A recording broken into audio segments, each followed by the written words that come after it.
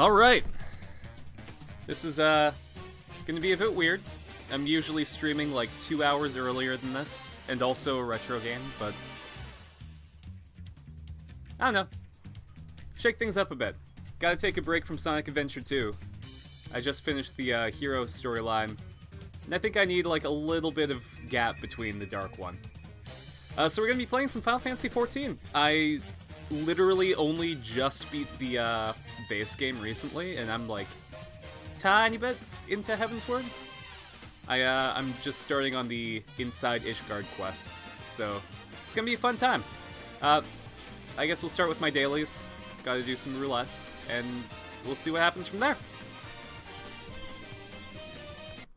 So let's get into it.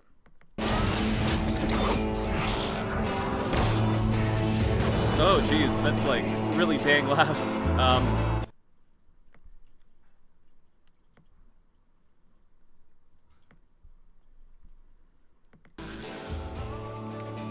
There we go. I think that's a bit better.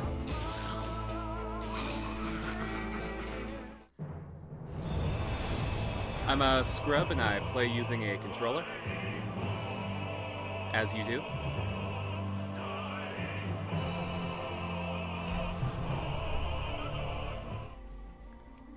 There's my girl.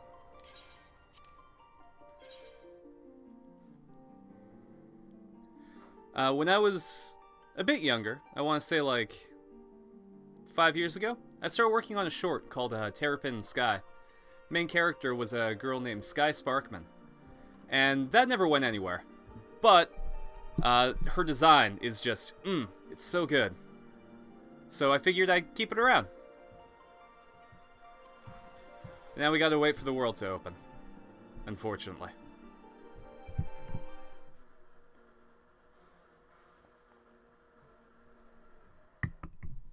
There we go.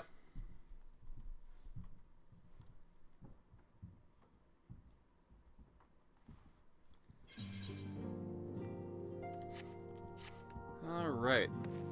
So I'm in House Fortin. So let's head out.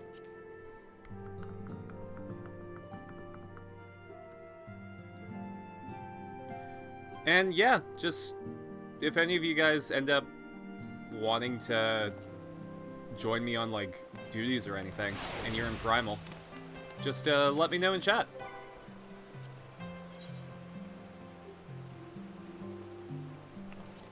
Let's start with the leveling roulette. I play Red Mage right now. For like 90% of A Realm Reborn, I was playing Summoner. But Red Mage just feels so fun to play as, so...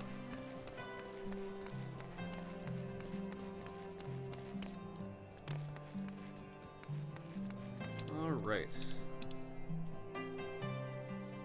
We need Over the Wall. So let's just pop by Foundation. Hey Liz, how's it going? Sorry if I don't reply in like a timely manner, but I have to take a look down, because Final Fantasy XIV is a very UI heavy game, and I have to be able to see the whole screen in order to play. So I got chat a little bit further down.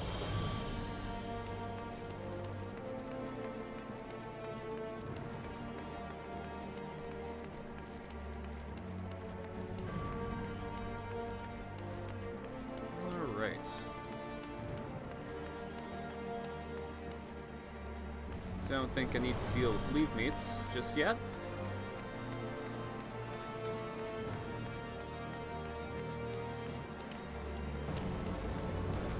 And yeah, I'm really early into Heavensward, so we're not gonna hit like the super crazy plot points just yet. But we'll be doing something really chill today. Gonna take a chocobo over to Falcon's Nest. And just help a guy. We're gonna be neighborly to our friends in Ishgard. They've been through a lot. Dragon attacks aren't the nicest things ever.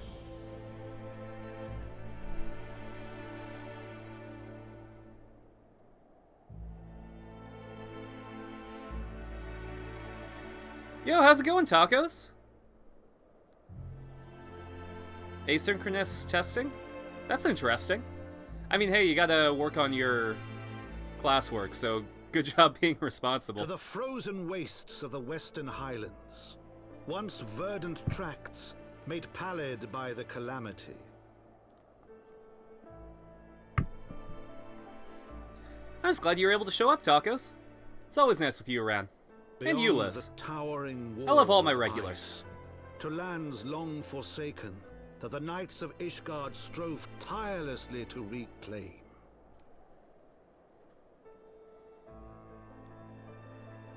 I'm pretty sure Heavensward is going to have a lot more voice acting To than the A Realm hamlet Reborn of did. Falcon's Nest, once abandoned, now freed of its pall of snow and ash. How's it going, Pepper Shaker? Thanks for joining us. I really appreciate you checking me out on Twitter.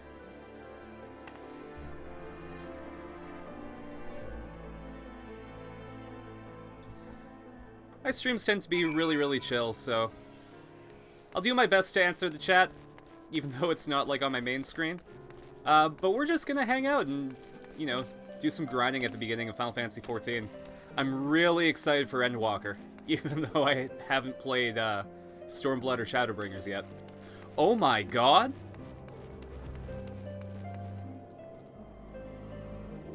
What a beast of a mount! Like, from back there, I thought it was a carbuncle, but no, it's a kitsune. Woo! I got really lucky, and I've got my boy here, Gulfaxi. He plays Titan's theme, and it's very fun. I'm glad too. I love watching and hearing you hype for what you play. Oh, I really appreciate it, Tacos. Alright. But enough about that. We gotta talk to a guy. Artorial. The, responsible brother, I think, right? World looks quite different when viewed from the back of an airborne chocobo, does it not? I still find the experience strangely liberating. To business. Sir Redwald is in charge here. He should be expecting us. Baller. I'm gonna jump over here, and there he is. What up, Redwald?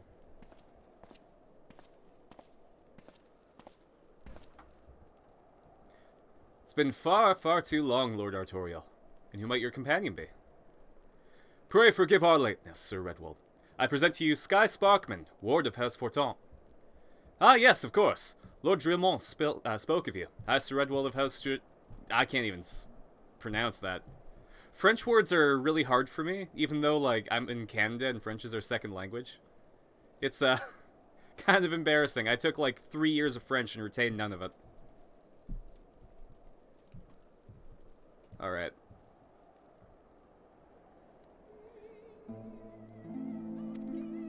So, Calamity hit, and then, Snow just wasn't stopped following. Also, my free company is helping me out. So thanks, Celestia. I'm a part of a free company called the Celestial Angels. I joined in 2019 and then didn't play Final Fantasy XIV for a year. And when I came back, like... oh man, they still kept me, and I'm really happy about that, because they are great help. Especially since, like, at the free company house, they have, like, all of the dyes. I'm so happy that they kept me, because now I can do pretty colors for my clothes. Actually, you know what? I'm gonna cancel auto.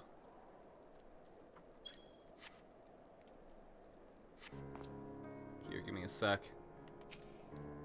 We're just gonna skip this.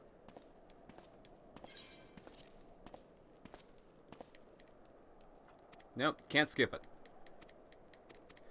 Alright, as I mash X, how are you guys doing? I'll admit, I'm usually, like, super busy on Saturdays, so being, like, able to stream on Saturdays for the last little bit has been really, really fun. There we go.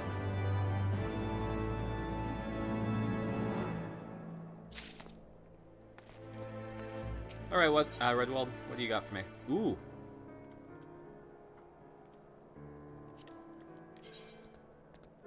That looks cute. Oh, man. Hanging in there. Classes are tough, but I've been taking up drawing way more. That's great! The best thing that you can do to get better at drawing is to draw, so just keep it up, man.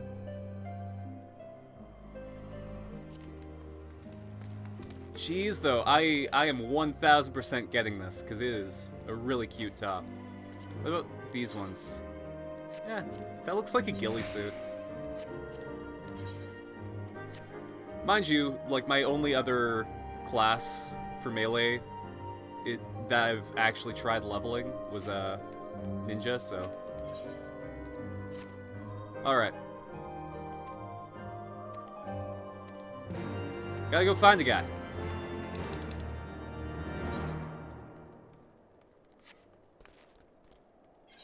He should be around here. Let's, there he is. Been fine, taking a lot of time to use photo editing software, making some quality. Or at least you think they are battle maps. That's great! Oh man, just having a battle map in D&D or, I assume Warhammer, because I haven't played it. But it looks like they need battle maps. Just having that field of view really, really helps. I remember in a 5e campaign that I was playing, that my friend Caleb was DMing. At the very last session that we played, we had like a huge war, Risk style. And he drew a map and everything. And we had like our little pieces, and it made things feel so much better to visualize. So, I mean, hey, good on you for making battle maps. I should probably take care of these guys, shouldn't I?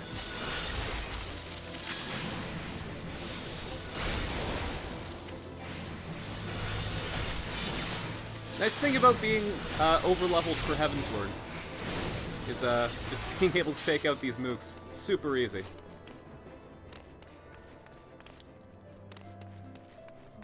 When we're playing D&D with Felix, we don't really use a lot of battle maps. It's a lot of visualization.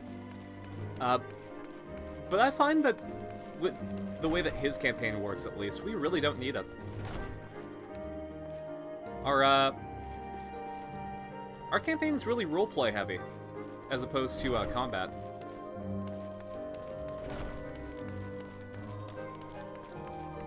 And even then, combat is also really roleplay heavy. One of my favorite moves right now, I have the Rod of Ropes, which is basically like the hookshot from Legend of Zelda as a slide grapple. So I like to, come on.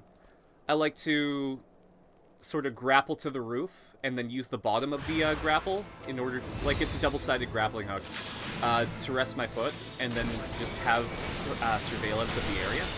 My character uses guns, so like being able to see everything is really, really good. My group is also like that. Battle maps are usually just a visual in the hobby. Absolutely.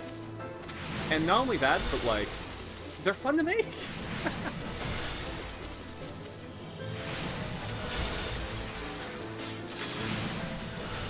I really appreciate when DMs make a map of the world as well. I'm sure you guys have seen the map of the Billowing Wilds.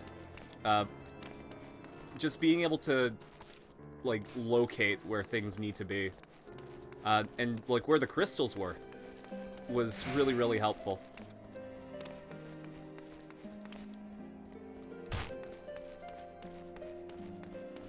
I'm trying to write a campaign as well, and I think just having battle maps for that one is going to be a good idea. Because while I'm not going to be making it super combat heavy, I would like to just have different maps for different locales, if that makes any sense.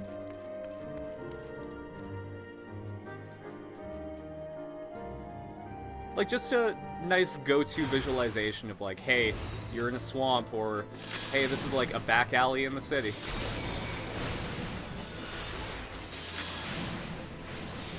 Some people don't realize, like, how tactical D&D combat can be, you know? Especially when you're a ranged character, positioning is everything.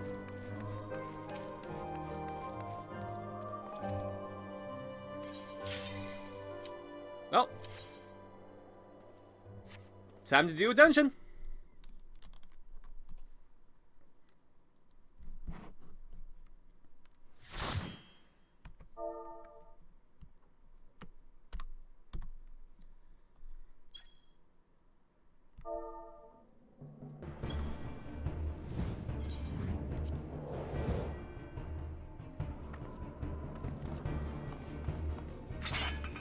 Alright.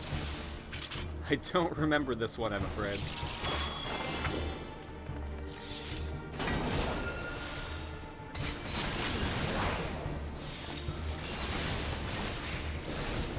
You know what's funny? In RPGs in general, at least multiplayer ones, I really enjoy playing ranged DPS. Whether it's like physical or magical. But when it comes to solo play, I just prefer melee. I don't know why. My group has eliminated the combat loop initiative and instead attacks when they want to. That's a really interesting way to do things. I applaud you guys for being able to keep track of it too. That's a real testament to just how every group plays differently, you know? A lot of, like, really stuck-up players be like, oh, well, if you get rid of the combat loop, then how are you gonna know what's happening? And I guess, as long as everyone's having fun, then why judge, right?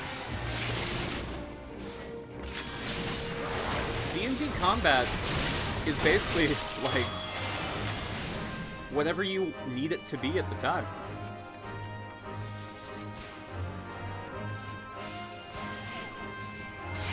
Not only that, but like, tabletop RPGs are an evolving thing, and just like with video games, you know, what works is different based on the stage that you're playing in. It's my personal opinion that like, menu-based combat for RPGs is, at least in video games, is outdated, unless you have a really cool gimmick to go with it. Like in the Persona series, just being able to keep your turn going so long as you're hitting weaknesses really removes the monotony of having to choose your attack, then see if it hits, then the enemy goes, and there you go. You know?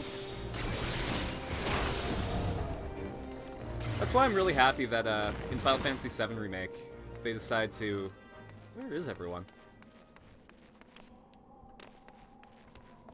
Sorry, in Final Fantasy VII Remake, they changed it to an action RPG, and I really appreciate that.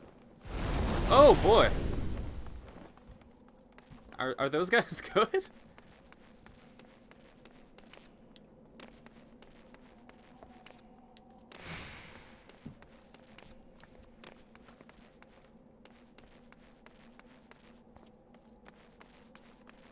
Well, I mean, I guess I'm just gonna follow the tank. That's all you can really do, right? Not only that, I have no idea about this dungeon, so I can't lead. I wish I was as cool as the people who, like, know the dungeons front to back.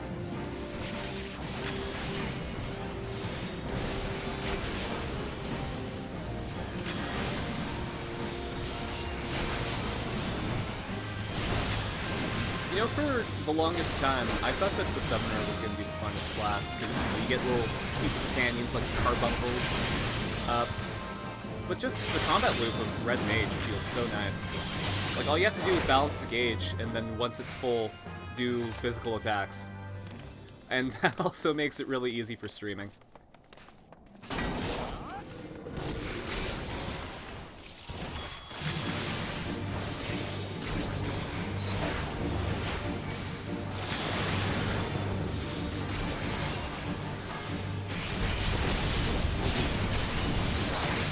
One thing I really want to learn is how to tank in Final Fantasy XIV. Because I noticed that, you know, it's one of the more appreciated roles, like aside from healer.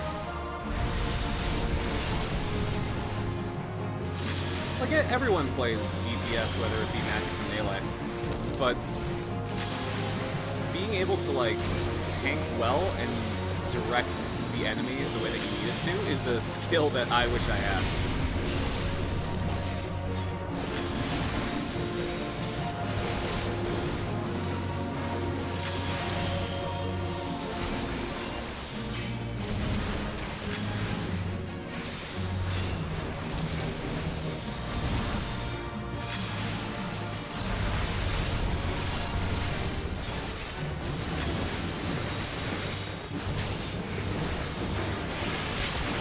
I can slash this guy now. There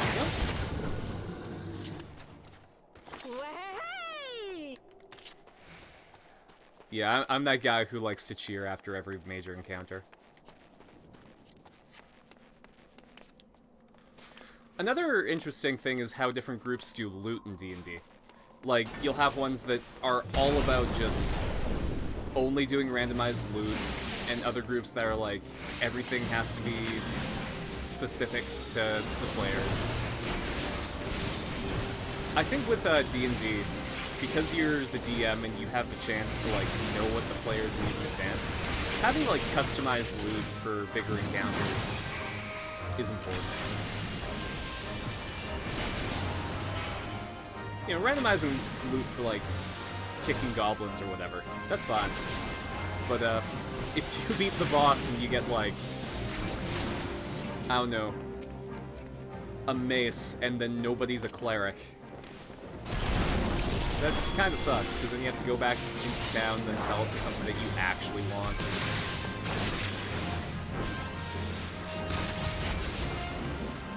I won't say the word inexcusable, but it definitely comes close to that. In a recent follow-based short 3-session campaign, we try to completely loot-based progression system, doing with levels and such. That's really interesting.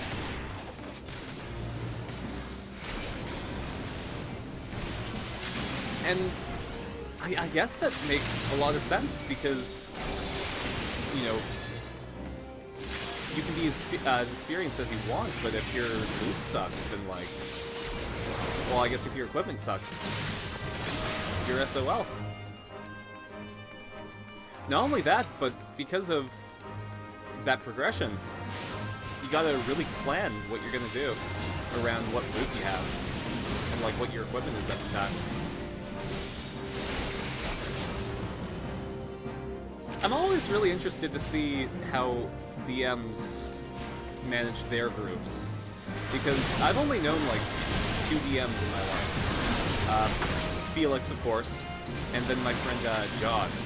And they both had really different DMing styles. John was all about like crazy random encounters, and Felix is all about story. But they've always been like the fun trumps rules kind of deal. Not only that, but John as DM really liked making his own monsters. I remember there was one town that we were in, and he's all about like random shit, right? And we were like, oh, well, like, what's the main group in the town? And he's like, okay, let's find out. And he rolls, and he's like, okay, so they're beholders, but they have, like, little kitty cat heads on their tendrils instead of eyes. And we're like, what the fuck? And he's like, yeah, and they're the dominant race in this town, so you're gonna have to see them all the time. It was crazy. I will never forget in my life the Hello Kitty beholders. Mostly because they're stuck in my nightmares now.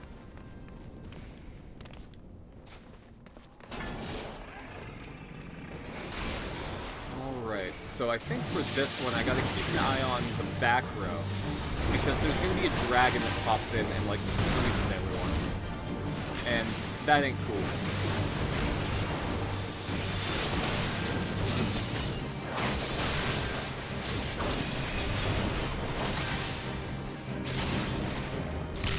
Boom!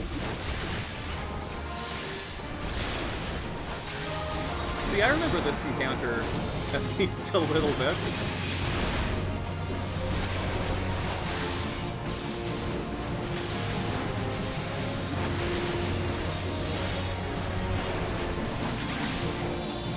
One thing I also really appreciate about Final Fantasy XIV is just how customizable it is. Buddy.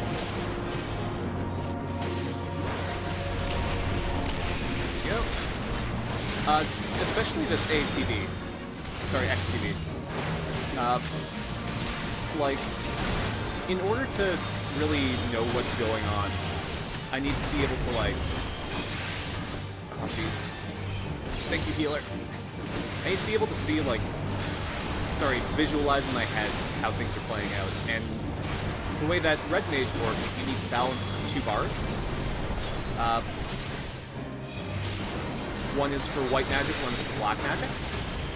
And, like, being able to assign each spell that increases the bar to the right side really helps me get into the groove, you know?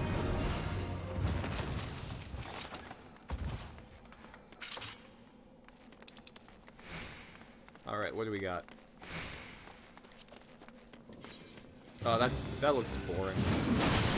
I'm gonna greet it, though, because I think I can give it to, like, my grand company.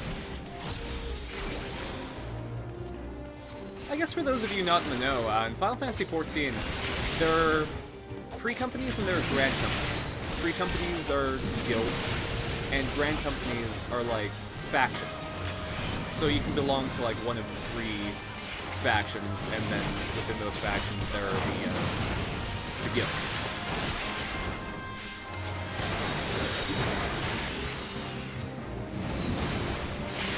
I honestly don't know, like, what people's experience is with Final Fantasy XIV, since I have such a diverse audience, and, like, I played this for literally half a stream before, so... I understand, like, hopping into something and not getting it, so I try to explain what I can.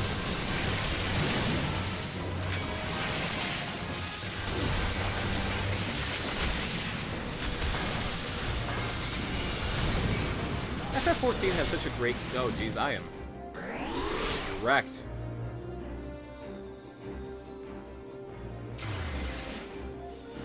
Oof.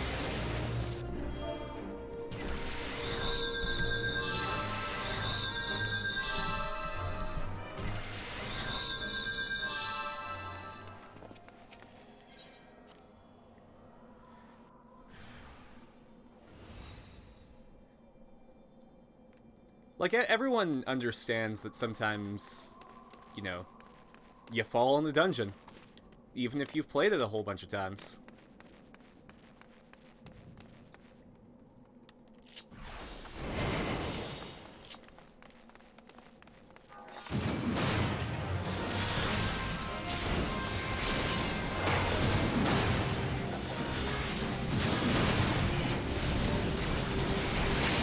Point is, as long as you get through the dungeon, everyone gets progression, so you fall from whatever. We all have those days. Especially since, like, in lower level dungeons, you don't have access to, like, half your kit. Everything's level locked. Like, my character's level 60, and I'm locked at 43 in order to do this dungeon.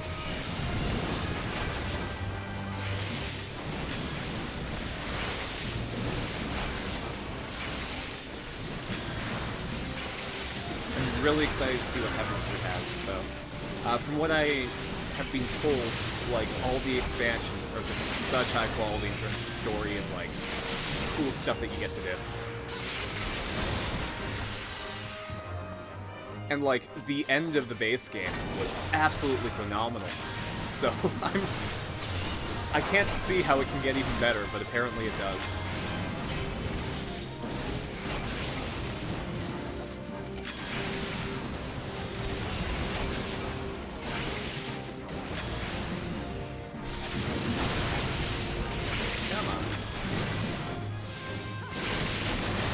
Scrub and I play computer games with a controller, so a lot of times it's not as, like, efficient as mouse and keyboard, but it feels better to me.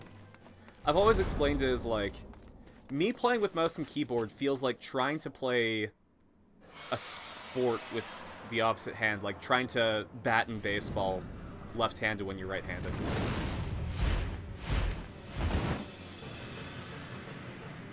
Like, I could probably figure it out. But it's a bit hard. You're gonna say, nuh-uh, to the dragon.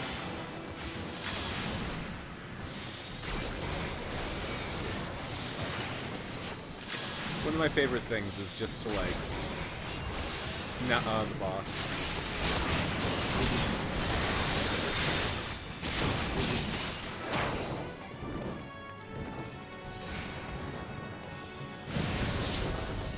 Oh boy.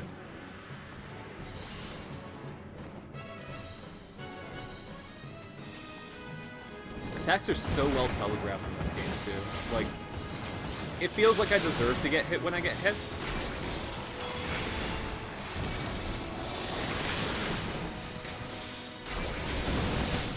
And that's the mark of a good game, in my opinion. Like, if you legitimately feel like the game's being unfair, then you're probably right. But when you feel like it's your fault, then it feels a lot better, in my opinion.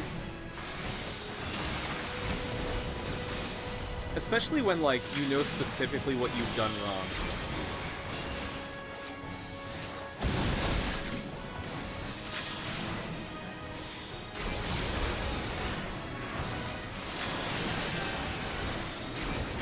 It's like, in D&D, after a session, like, you've beaten the dungeon, you've taken out the boss, and then, like, you have that post-game chat, and the DM's like, yeah, so, you beat it, but you did it in the complete opposite way that I thought you would. It's like, yeah, we did it, though. Like, there was this one encounter that we had. We were supposed to defeat, like, this giant monster, and it was a crazy fight. And we got this item earlier in the dungeon that was basically, like, a crazy banishment thing. Where if you weaken something enough, you can banish it from this plane of existence. And we were like, cool, anyways. And we solved the fight by doing, like, a combo attack where my character had, like, 10 pounds of gunpowder on him. And our druid knew Fireball. So we sent, like, we tricked it into eating the gunpowder, and then the druid sent a fireball down its throat, and we, like, melted it. But we were supposed to use the gem from earlier in the dungeon in order to beat it. So, oopsies! But now we have, like, a banishment gem at our disposal for later.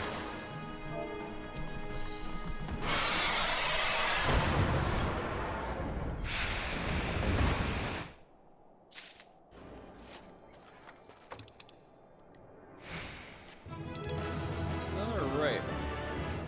Trevor's did a good job. I'm gonna give him a commendation. I don't need any of that.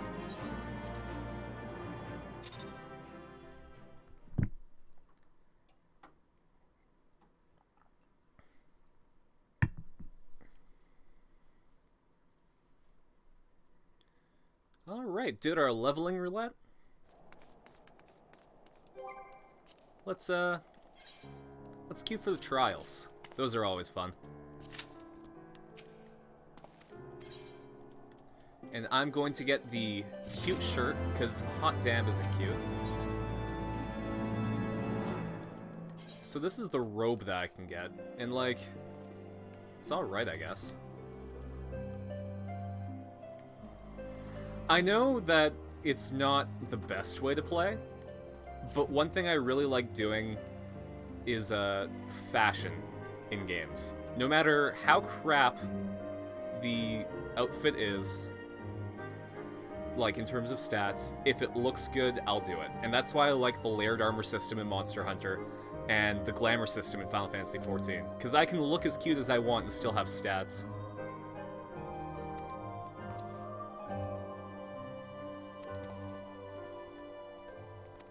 Alright, gotta go visit a statue. Oops. And that is nowhere that I know of. Holy shit. So let's hop on my horse and pop over.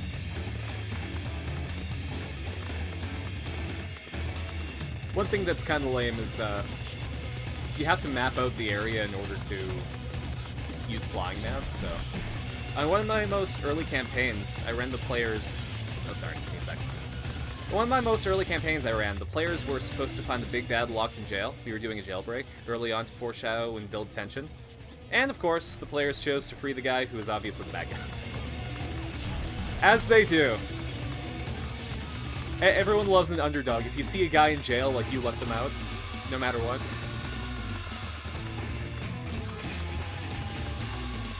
I think that's a really fun moment, though. One thing that our entire group loves is when control is taken away from us, whether we're DMing or playing. So, like, having to rewrite your stuff for, like, maybe the big bad is, like, really kind of cool with these guys since they freed him. Like, maybe he'll give him a chance to join them. What's that? The player characters decided to join the big bad guy? Guess I got to throw out all my notes. I don't know, I think it's a really cool moment when you can, like, radically change your story based on what the players have done.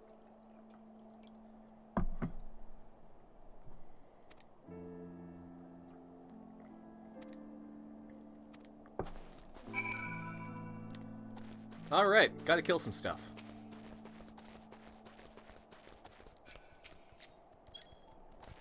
But they're so cute!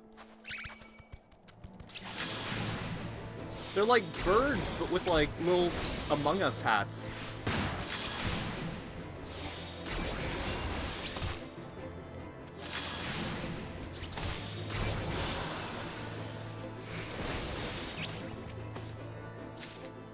I mean, like, that eye is kinda gross, not gonna lie, but... We had that sort of happen until the cleric learned that the big bad wanted to kill his god. Yeah, that would cause some disagreements. Maybe you don't mention wanting to kill a god in conversation.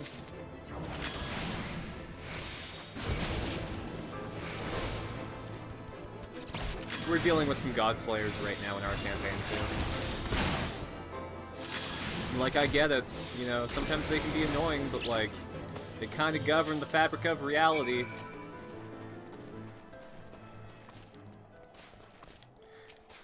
But motivation is a really good way to, put your players back on track without having it feel like a railroad.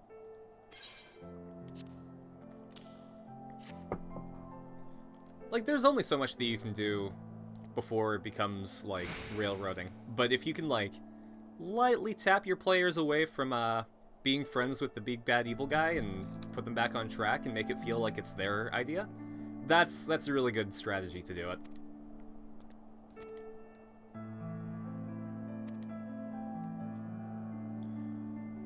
Alright, we're gonna restore this monument. Because it's a time of war. Man, all these look the same, don't they? Oh, but that's pink. Oh, that's a really cute pink, too. Oh, man.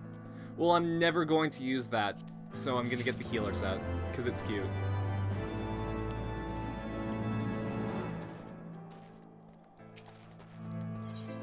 Alright. Ooh, the half-gloves.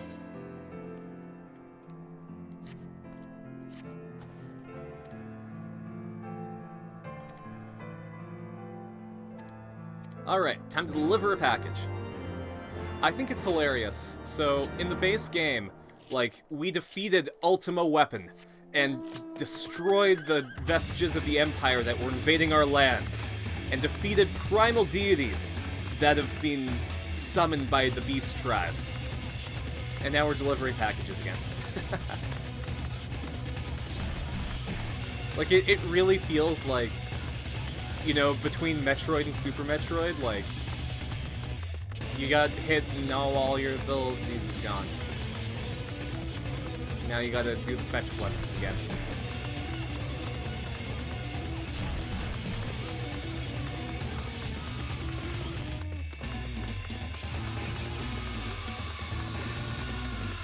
I need to be up there.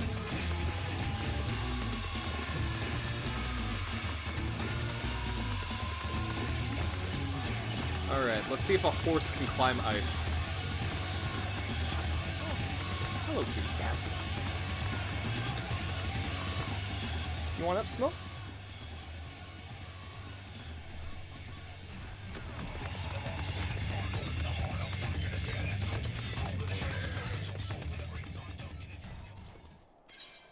There you go. Special delivery. I'm a courier now. It's my job.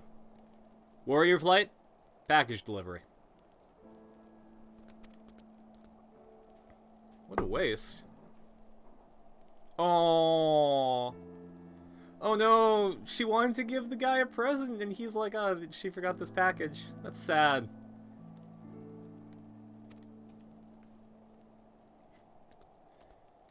Oh, and she's like, she's a knight, so, like, she can't be seen favoring a mason. No.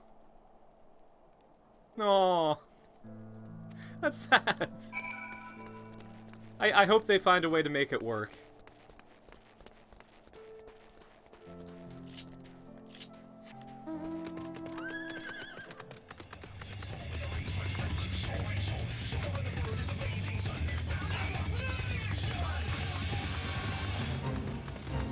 Oh, hey, let's help this guy.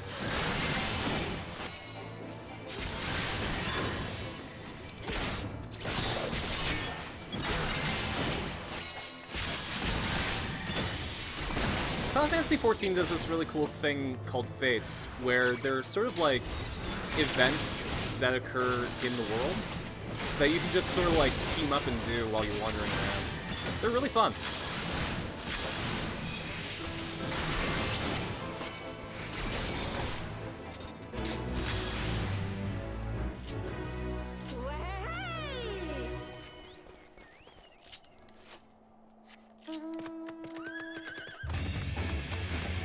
I don't know, I never played a lot of World of Warcraft.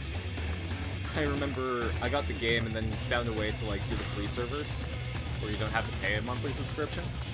But though they were chaos, and like, it was not worth playing at all. So my experience with MMOs is like RuneScape.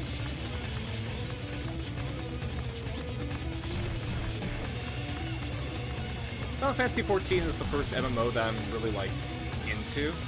At least enough to pay a subscription. I tried getting into, like, Star Wars The Old Republic with a couple of friends, but I kinda dropped out. The character I was playing in that was, like... I was, like, the Sith tank character, but I really wanted to be, like, the nicest Sith. Who's like, hey, you know... I know that we're an oppressive society that's trying to take away all your rights, but that's bullshit, and I'm gonna help you out, okay? But I just sort of fell out of it. You got into Club Penguin? Oh, man. Just getting home from school and, like, booting up some Club Penguin and playing Mancala. Those were the days.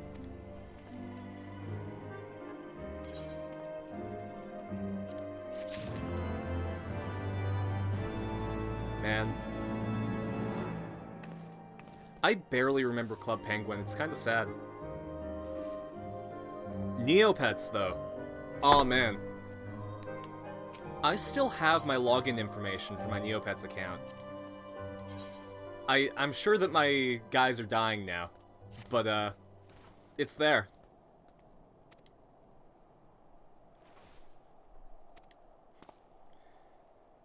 One of my, Neopets was a Shoiru, and I was super into Harry Potter at the time. Like, I was going through those books hardcore, and so my main Neopet's name is a Shoiru named Harry Potter 161. And I was really into, you know, GoldenEye and Nightfire at the time, too, so my player name was, like, James Bond 007344. I mean, if you want to find me on Neopets, go for it.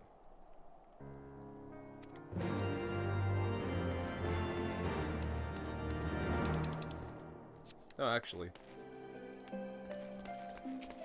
He's right there.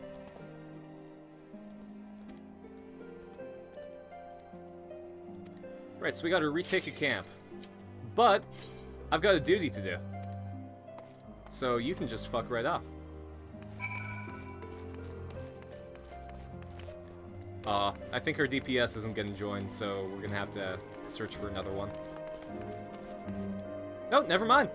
They popped in. Good on them.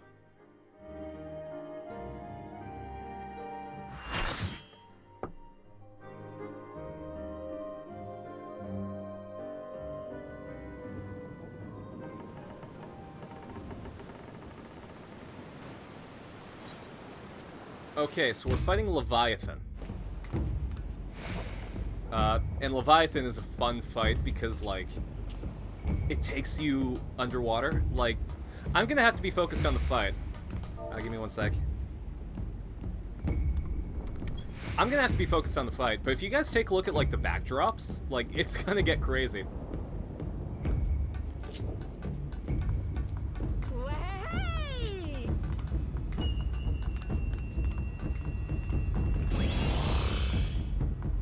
One thing I also want to do in Final Fantasy XIV, in terms of character, is change her appearance and look after I beat every expansion.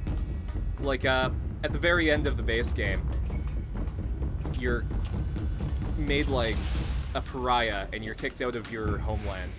So, you know, my character changed her look and, like, instead of having long hair, she decided to go for a ponytail.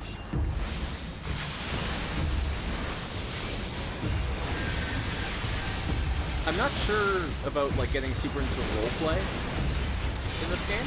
I don't know if that'll be what I want to get out of it or not. But at the very least, that much, I feel, is important to me. Like, being able to flesh out who my warrior of light is in this world.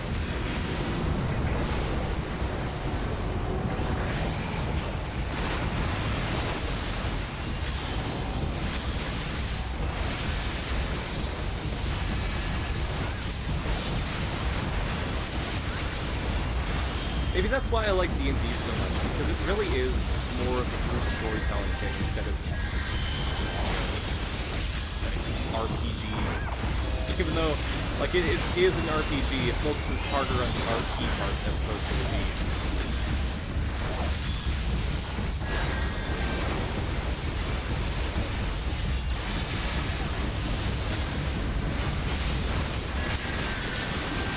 Well, I guess depending on the game that you're playing. A lot of parties really prefer heavy combat, and I get it. Oh, I should probably take out its tail. Since, like, nobody's going after it.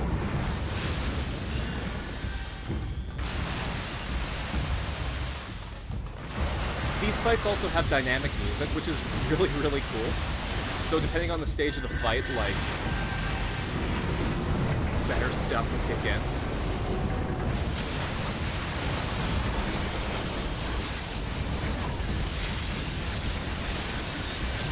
God, just the story of how Final Fantasy XIV went from being like the lowest rated MMO of 2010 to one of the highest praised stories, not only in MMOs, but not only in Final Fantasy, but in MMOs.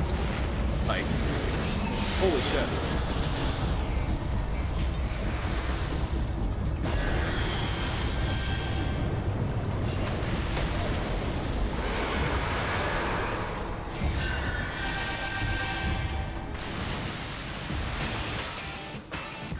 Here it is! Here's the music!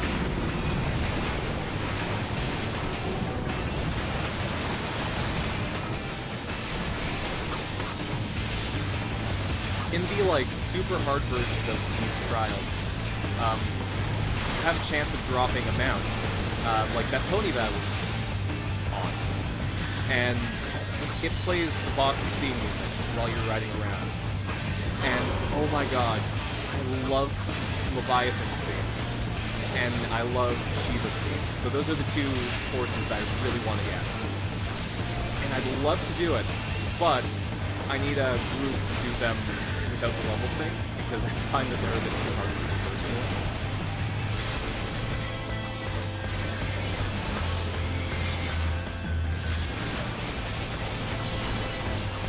Not only that, but the further I progress, the more dependent I am on the higher level skills that I am.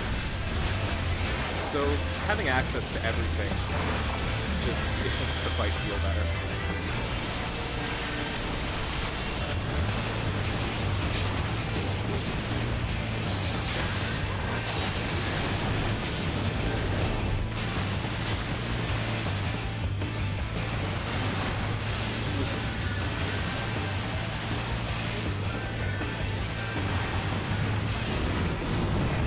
I'll get copyright struck for, like, Final Fantasy music. Hey, we won!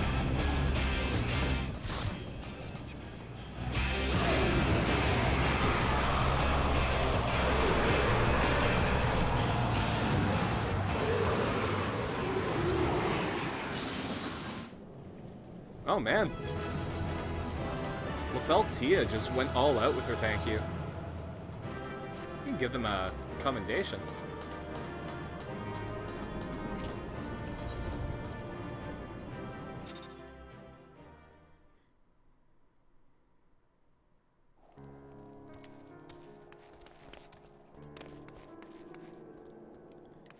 Alright, what else is on the docket? The main scenario quest will be pretty long, but it'll be a good chance to just chat, so... Ooh, but the Alliance raids, that might have some cool loot. Let's do the Alliance raid. There's actually a Nier Automata raid that's in Final Fantasy XIV right now, and I really, really want to do it, but I'm too far behind in story content to actually have it unlocked. Just gotta grind that stuff out, you know?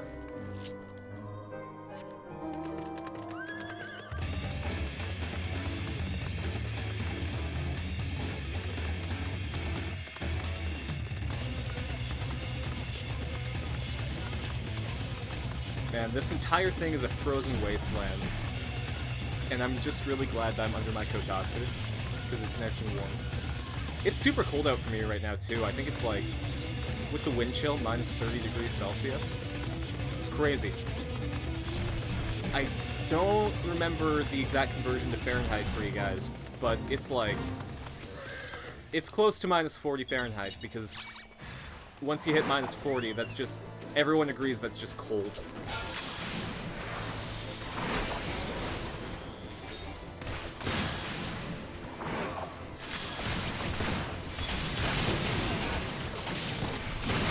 Alright, time to use AoEs, jeez.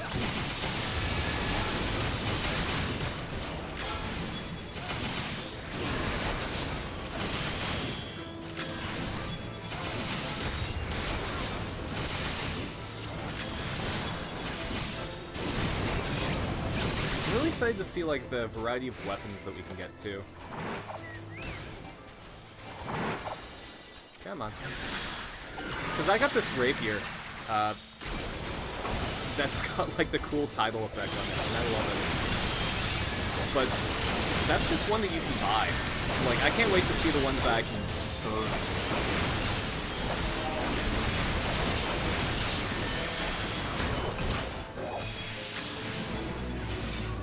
Hey, we did it!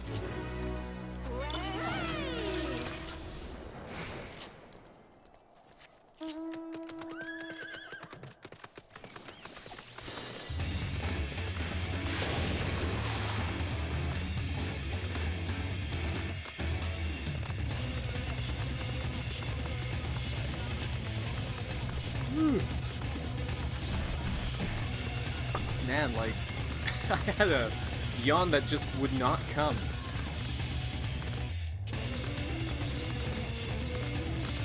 I'm kind of glad that I pushed the stream back to noon, not only because more people can join, but because, like, I had a really bad sleep last night. Maybe it's because, so in one of the mobile games that I played, Regalia Lost, they're having a crossover with Persona 5, and one of the characters that you can summon is Joker, and I really like my boy Joker. So I had to grind content, like, super hard. I am now out of story in that game, and, like, most of the hard mode stuff. But I was able to get him, or at least... I wasn't able to draw for him, but I was able to draw enough times where the game pitied me. You know, maybe I spend a little money. Maybe I drop $50. Oh man. I never thought that I would drop money on a mobile game, but like Dragalia Lost is super worth it. They wanted to make it more of an action game than like your standard mobile game fare, so it feels really, really good to play. A lot of times with mobile games, I'll just set it to auto and just put it aside and let it complete so that I can get my pulls and whatever, and my, like, Ascension materials. But Dragalia Lost is a game that I just enjoy playing. And I think that's why I decided to put money into it. Like, side games, they're just really, really good in general.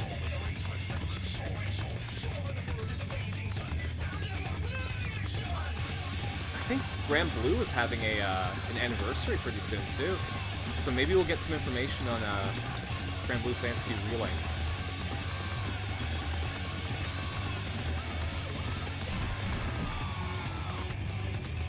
I need to go this way. Oh, my phone thought I was talking to it. Oof.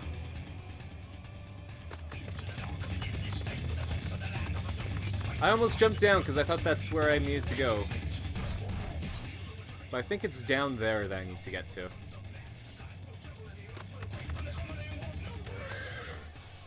So I'm just gonna stand right here, wait for these numbers to go up so that I can start my raid.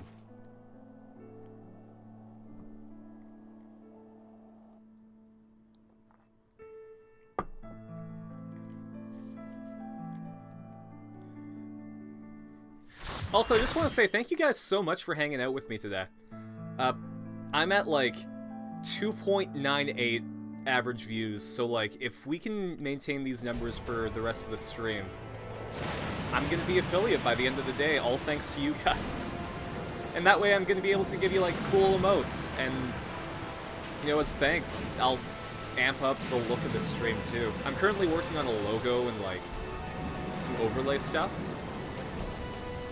Oh, thanks, Pepper Shaker. So, you know, you guys are helping me out. I want to make this experience really good for you guys too.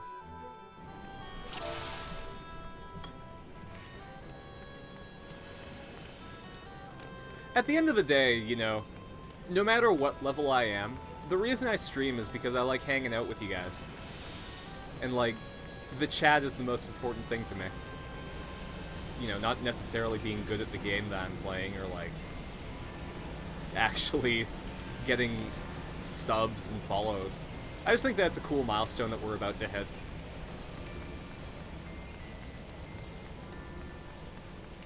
The reason I started streaming, actually, so I was playing Fate Stay Night, a visual novel, and I was posting my stuff on, like, live tweeting it on Twitter, and everyone really enjoyed it.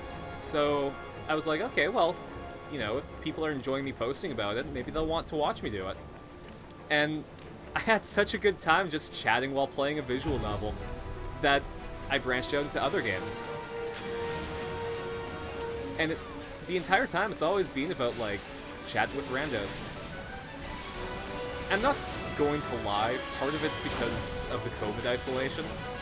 Having a chat just to interact with really cuts, like, how hard that COVID isolation hits.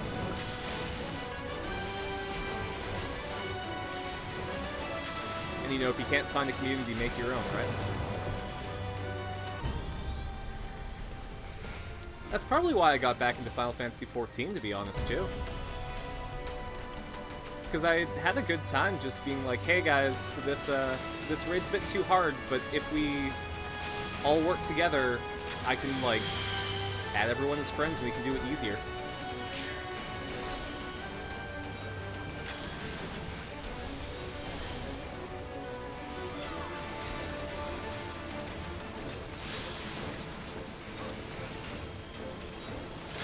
And I started watching my friend Tom's cast, too, because of COVID isolation. Normally, like, I wasn't into watching streams, but the communities that they build around, like, just being able to chat with people, it kind of reminds me of, like, the old days of online chat rooms, you know? booting up MSN or like AIM and just chatting with people after school, being like, "Oh man, guys, that test today was absolute garbage. How about you, person from Utah?"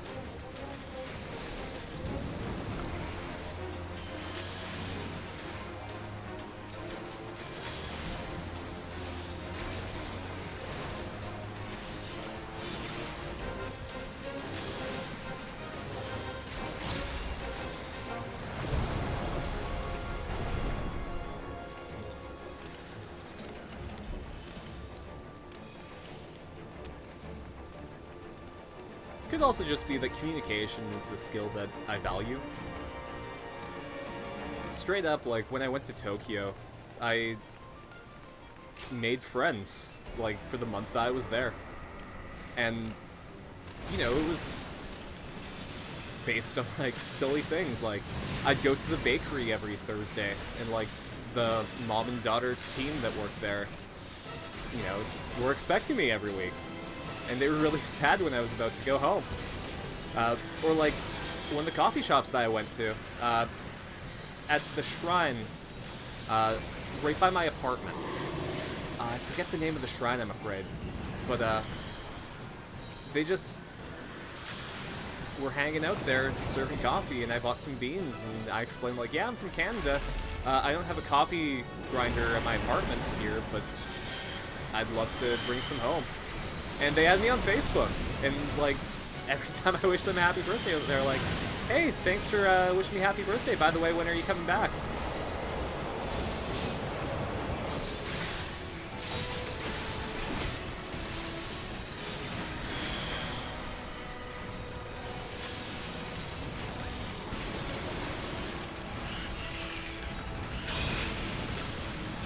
Making friends is so easy in this internet age, you know? Like, you can just chat with people, and if you have, like, similar interests, the distance doesn't matter.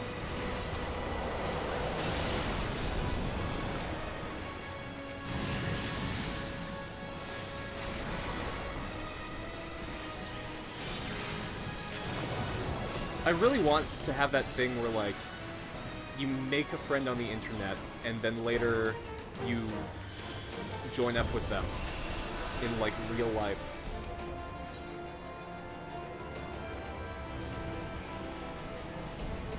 Ooh, I do have a ninja, so maybe I can actually use that. They're cute, aren't they? Oh, they're cute. I'm gonna greet that one. I'm probably not going to get it, but I really want it.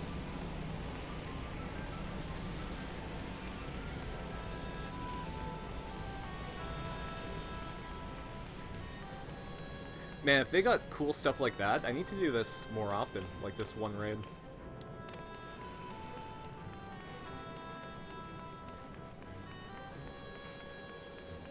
The Labyrinth of the Ancients, there we go.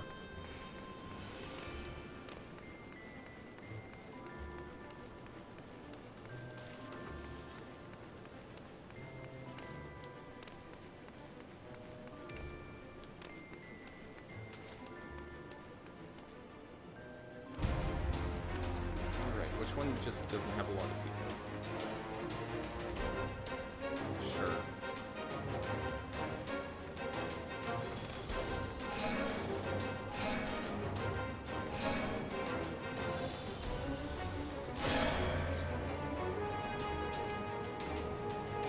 Who's ripping? Oh, is far right not doing great?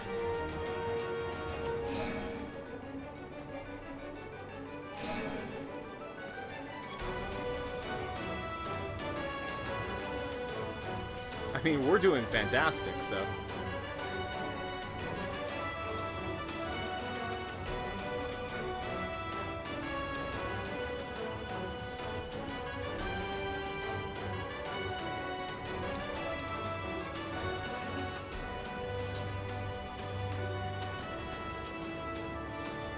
Ah, they're gonna be fine down there.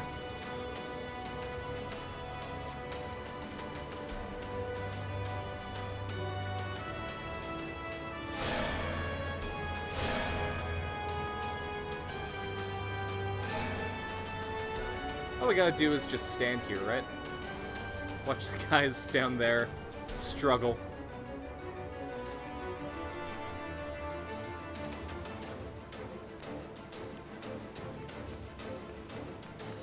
Let's wander around. Maybe mingle a bit. Let's cheer them on.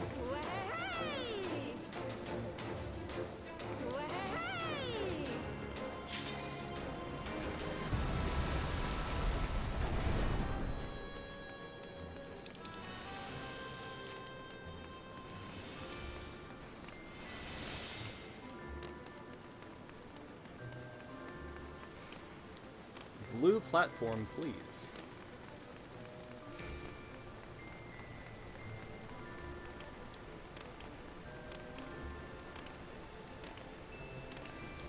Alright, let's hit this guy, but like really hard.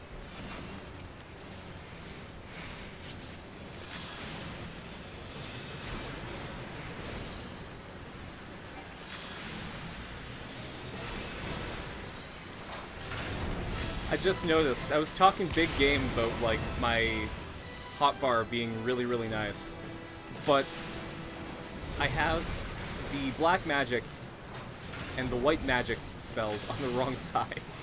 They're on the opposite sides they're supposed to be.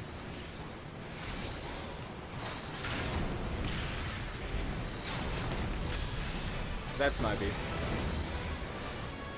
I should probably switch that, but I think I'm just so set in my ways now that it would be a detriment.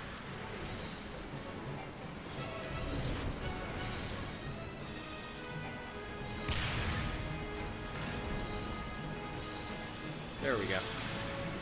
I want to hit you.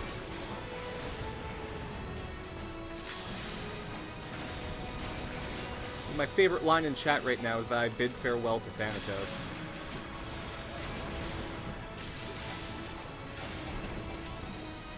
Oof. Almost let that thing through. That would not have been great.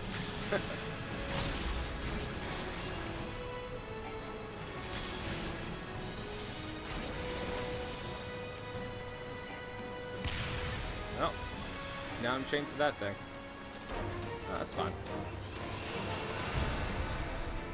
Great, the belt.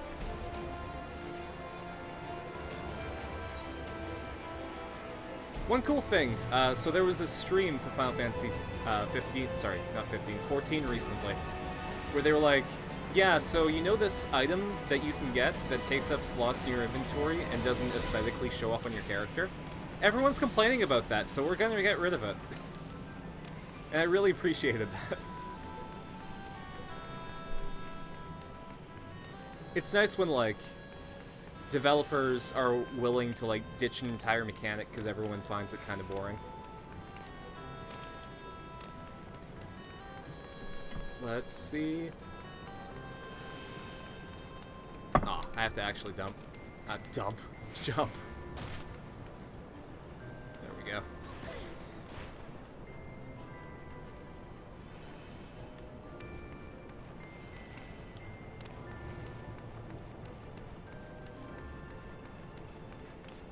I was taking a look at video games coming out this year, and like, from what's been announced for release dates, I don't have a lot that I'm going to be grabbing.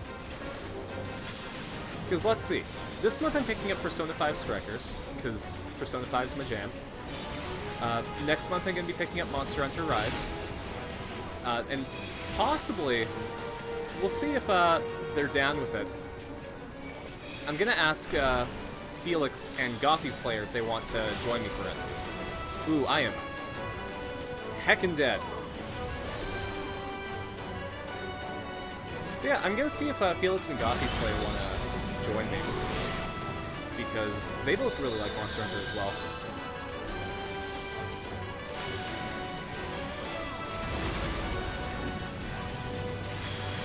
If not, I think I'm gonna play it by myself, not stream Monster Hunter.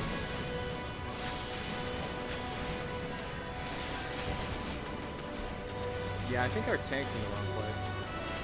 Then after that, Guilty Gear Strive comes out in April. And oh man, Guilty Gear is one of my favorite fighting game franchises. Actually, you know what? No, not even just one of them. It is my favorite fighting game. Guilty Gear has this aesthetic to it that I just absolutely love.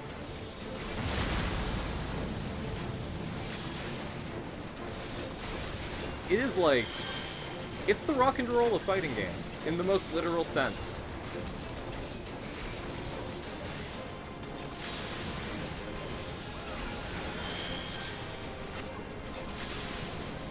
Plus, the director, Daisuke Ishiwatari. He's the director, he is the main gameplay guy, he is the main composer, and he's the lead artist. He does so much on that series. Like, he knows what's up.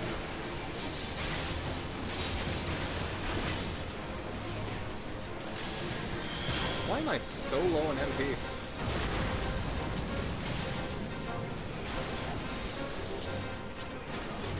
I didn't slot the thing that makes me get an MP faster. It's fine.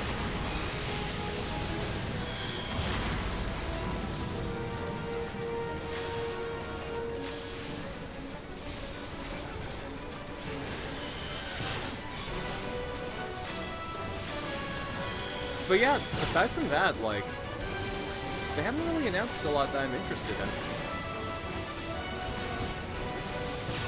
Even like Halo Infinite, like, I kinda want to pick it up, but only if like my friends do.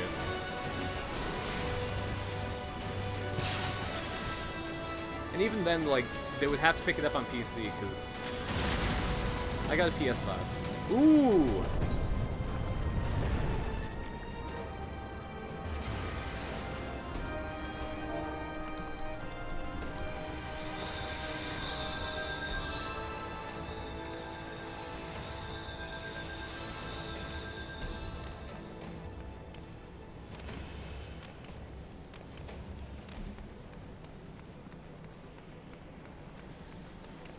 It's alright.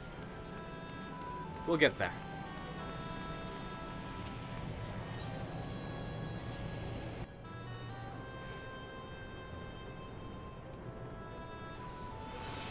Here's to hoping the indie scene picks up where AAA games are lacking. Absolutely. Like, I really love the idea that indies will just fill niches that AAA titles aren't. Like, one thing I really appreciate is, I know it's the hot shit right now, but I want to talk about it anyways. How Hades made a roguelike game that everyone can get into, no matter if you like roguelikes or not. A lot of my friends just, it's not their style, but Hades does something for them. And I think that's just a hallmark of how good Supergiant Games is. Like, you know, Bastion and Transistor were really good games, but they just didn't hit the same way that, Hades did.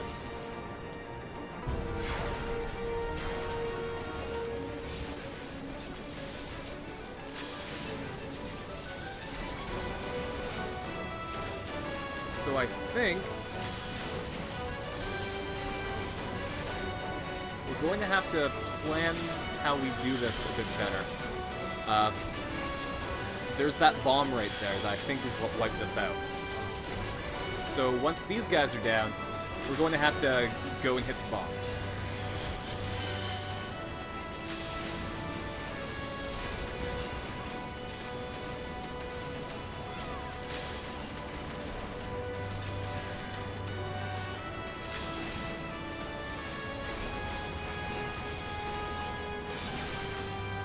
I don't pretend to be good at this game. I am very much the person that you point in the direction of the enemy and I hit it. Oh, I think I'm like right on that.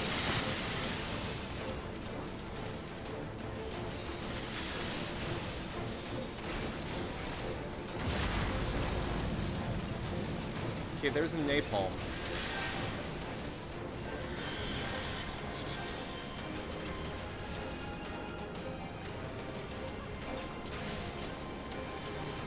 Okay, now we can defeat this, and I think we're good.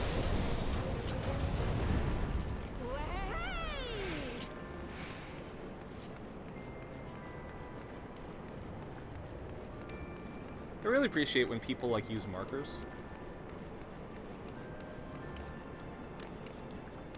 Those are the heroes. Like, the ones who have hotkeyed, like, ways to make it easier for people to read the battlefield.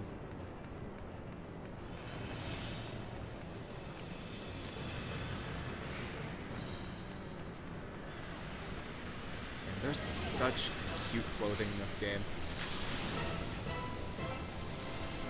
I think part of the reason that I like playing as female characters is because the clothing options are usually just so much nicer, you know?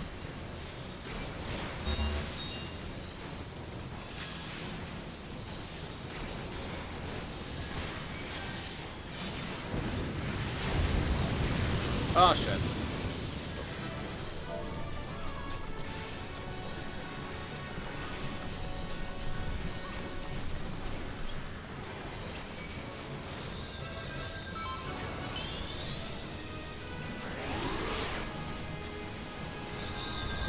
Oh, I am inside the boulder.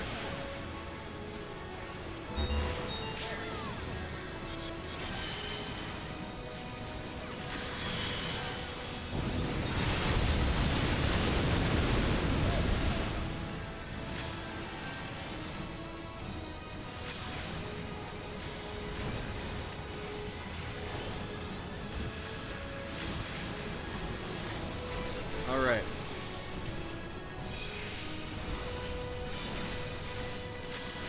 Come on, Iron Giant. Get down. Oh, I need to get to that boulder. I need to get to it. Okay, I'm safe.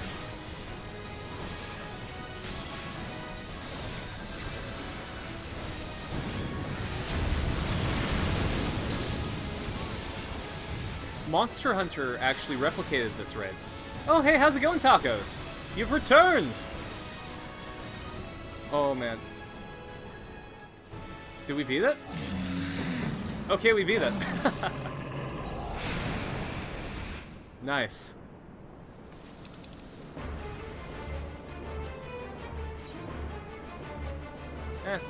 Those are okay.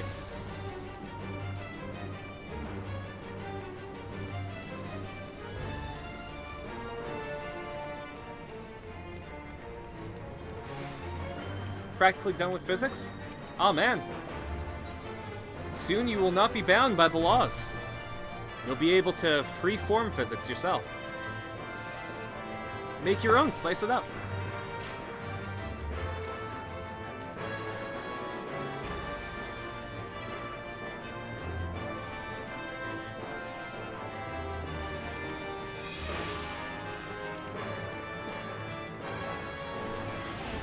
It's been a hot minute since I've been in school. How are those asynchronous classes going? Like, would you prefer that over, like, in-person classes, or is it, like, just something to get you through? Because the only time I did a, like, an asynchronous class was, yeah, my voice acting workshop that I went to.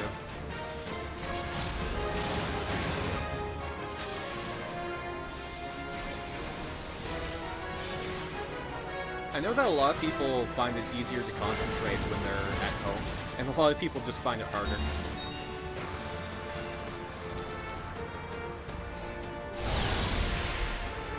Oh man, I made it. I made it in time.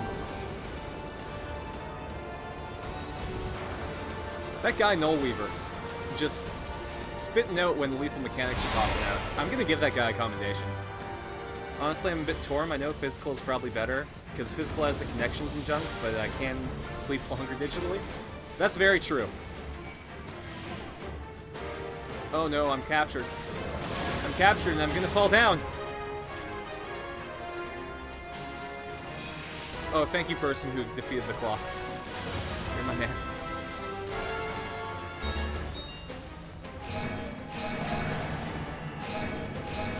Yeah, I mean, honestly, it really depends on your learning style. I really hope that they keep correspondence an option when they, you know, when the plague's over.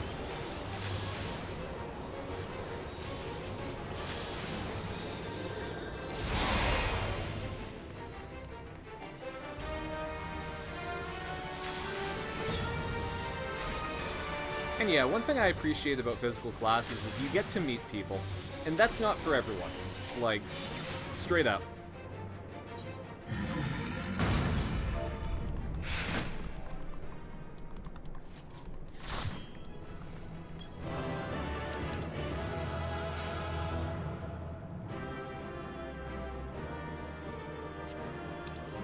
Alright, who's the guy I need to commend? Nullweaver. That guy was top. And he's gone. Great. And I can't commend the tank. So, Sylvie, you're a fellow red mage. You get that. Ooh, onion armor. Oh, that's really cute. I want it.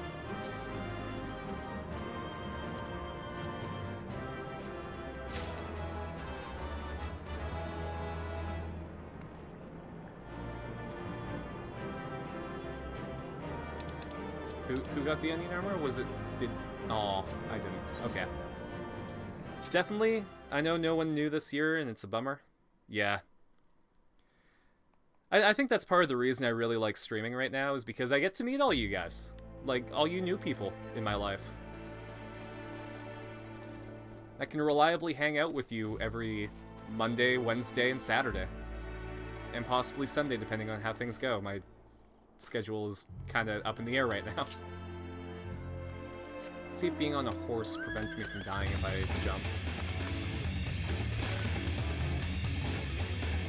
No, I'm still dying.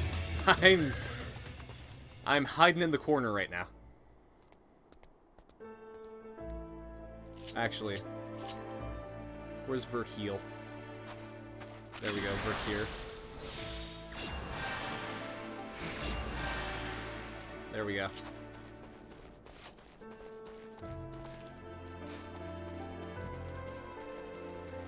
Guess I got a point there? Yeah!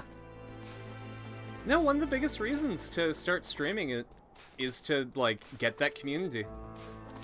I said it earlier while you were gone, but, like, if you don't have a community, then you can make your own. Like, I think that's the cool thing about streaming, is that you can gather a whole bunch of different people while you play games. And that's part of the reason I want to do more streams where, like, on the Jackbox one on Sunday, like, I can invite you guys to play with me. God, Fire Emblem Heroes or Splendid characters are cool, but it's $5 per unit. No way, man. I'm gonna level with you, buddy. I completely get where you're coming from, and I agree. But in Dragalia Lost, I just spent $50 to get Joker. I spent 10 Resplendent Heroes to get one Persona Boy. I feel really bad too, but like Dragalia Lost is a good game, and I feel okay with spending that much, but the community does sound awesome, man. It's nice to hear that it works, and it's always fun there. Yeah.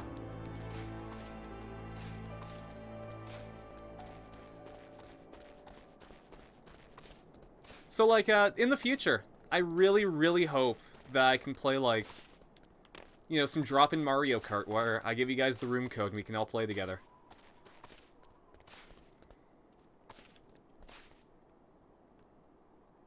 Hey, I mean, I'm glad that you can join us, Justifies. Thanks for popping in. You settle with Mona? Well, actually, from what I read, Mona's the better character to get. The way that his heals work just blows a lot of people out of the park, and it's really good in the wind meta right now. So, good on you for getting Mona. I did not.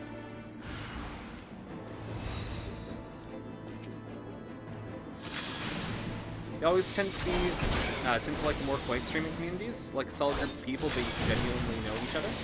Exactly. Well, like, big streamers can also have just, like, less active chats, where, like, it's mostly just regulars, and I really appreciate that. Like, I'm starting to feel that in my friend Tom's community. 10,000 might, Francesca! Woo! That is way more. It's legit hard for me to get into mobile games, even good ones from franchises I like. Oh, I completely feel you, buddy. Mobile games hit different. Like, I have to really, really enjoy what they do in order to do it. Fate Goes being the only one you've played with a solid 2.5 years. Damn! I think the, yeah, I've been playing Kingdom Hearts Union Cross for about that long, because it genuinely adds more story to Kingdom Hearts. And also, like, medals are fun. Does Tetris count as a mobile game? If it's on mobile, then I guess it counts. You'll get her to 15k? I'm sure you will, man. I'm gonna try and do that on the road for Joker. My current, like, favorites party in Dragalia Lost is, oh, jeez. My current favorite list in Dragalia Lost is Joker, Tiki, Mizutsune Archer, and, Ilya. Who's my best? Summer Solaria. I don't recall offhand how much might she has, but I do have her spiraled to plus 100, and her buffs really, really help. Gotta get those healing gloves. Kingdom Hearts Union Cross. I've been keeping up with the story hardcore. Absolutely. So, if you guys don't know Kingdom Hearts Union Cross, it basically tells the story of what happened before the Kingdom Hearts games and, like, how the universe works. And they're going really hard into, like, a mystery. And it's, like, getting super crazy. I got Tiki. Fuck, I missed the second crossover. Nice one. I got Tiki in, like, the last 10 pull that I was able to get. I did not deserve to get Tiki, but I did.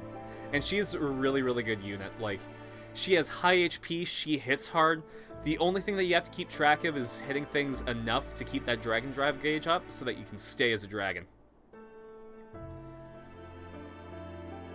Alright, so I gotta search the area north for signs of the attack. As far as I know, I don't care if you have Overlord or Persona 5.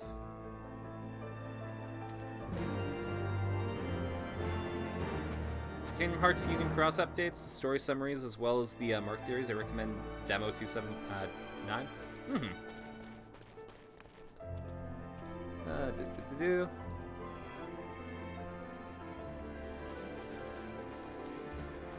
Yeah, they're really going hard on Persona 5 right now.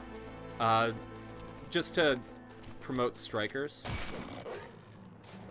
Hello, Silver Wolf. Can I help you?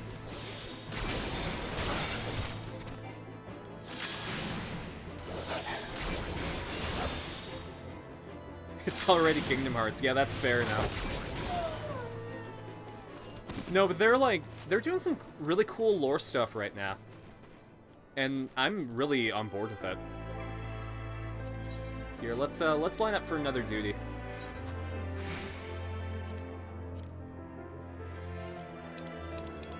Actually, you know what? I'm really enjoying the trials. Let's,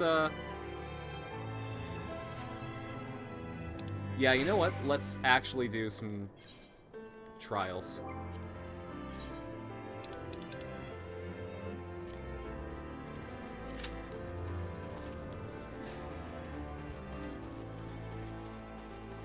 I don't want to spoil it because it's a legitimately cool story arc. And also, they've got Wreck-It Ralph in the mobile game. So I highly recommend it. I'm really hoping that the next mid-pool that they do for Kingdom Hearts, they add, like, some of the interesting new worlds, like Wreck-It Ralph and Moana and stuff like that. What are my codes for Dragalia Lost and Fire Emblem Heroes? Actually, yeah, that's a good idea. I'll get you guys those, and you can add me.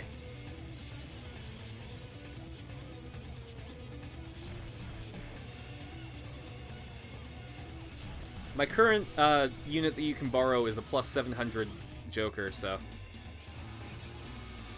Silly Carson, you've only dipped your toes into Kingdom Hearts lore, and really this is what the franchise that runs longer and has multiple entries. Don't get overwhelmed, just look at the trunk of the tree. Yeah, I am an absolute noob when it comes to Kingdom Hearts. I only know the side stuff, so... let's see.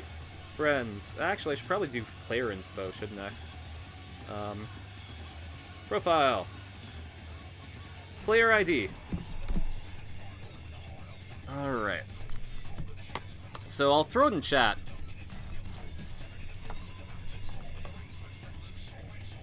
Uh, 4, 9, 5, 6, 8303,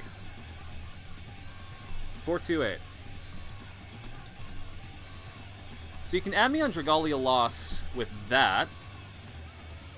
And then for Fire Emblem, and I got my girl Tsubasa as my unit you can borrow in Fire Emblem. I know she's not meta right now, but she's Tsubasa. Let's see. How do I get my ID for this? Brain, please.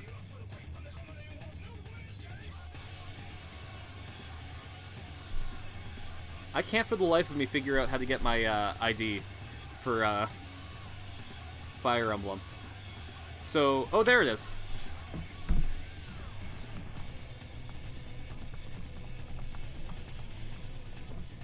Uh,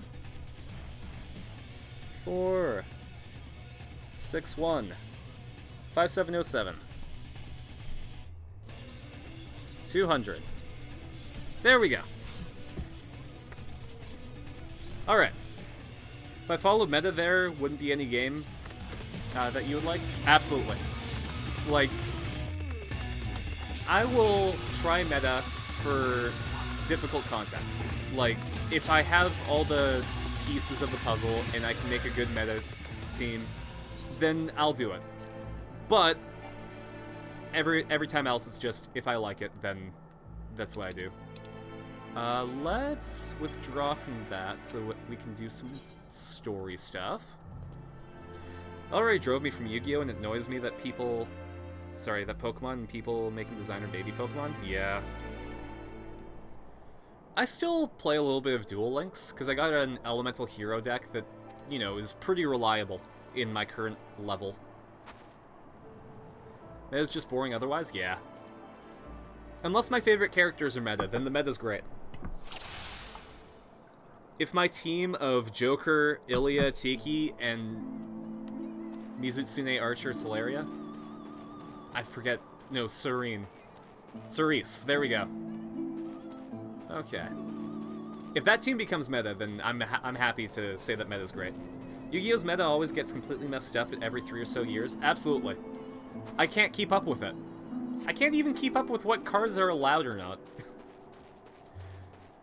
In my prime in Yu-Gi-Oh, like when I was doing good at it and I enjoyed it, I ran a Malefic deck that could do a 10,000 damage, one-hit KO direct.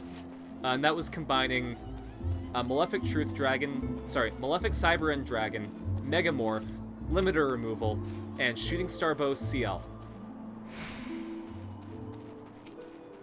So if I could get any of those cards... Oh, also I ran Skill Drain, which basically makes it so I don't have to follow the rules for Malefic monsters. It was great. I was able to just whip out a Blue Eyes White Dragon like first turn if I wanted to. Yu-Gi-Oh's like, I have one turn, then my opponent has a 10-minute long combo where I'm like, can I have a turn? Yeah, absolutely. You don't play Yu-Gi-Oh! At high rank, you watch Yu-Gi-Oh!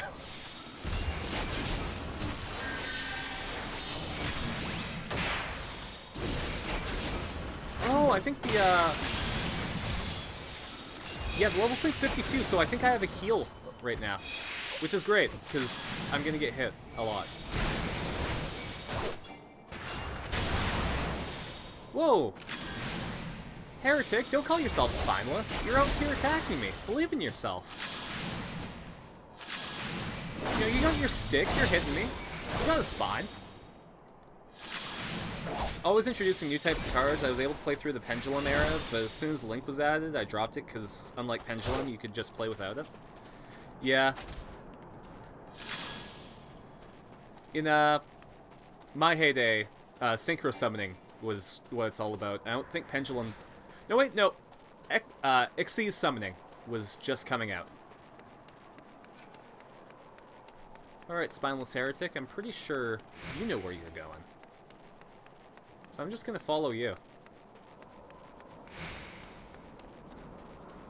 If you're running away, you're probably running away to more of your friends.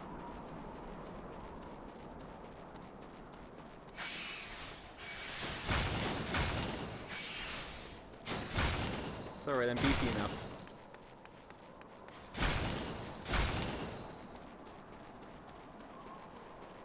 I can take a couple hits. Oh, maybe not from that many. Maybe I can lose... Yeah, jeez, I can definitely lose them. More of a card collector and anime guy, but I drop with 7s. I like Vrains and Champion. The most peak Yu-Gi-Oh anime was 5Ds Season 1.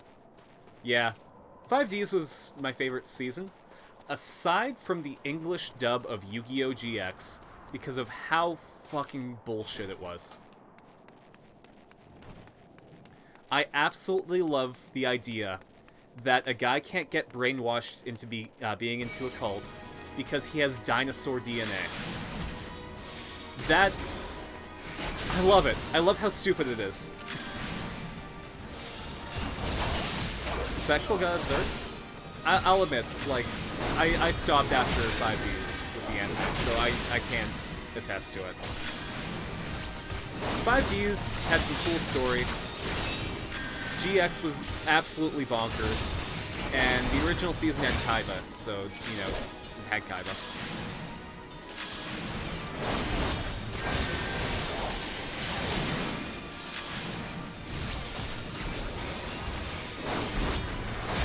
Plus, GX is where Kaiba Boy became Kaiba Man.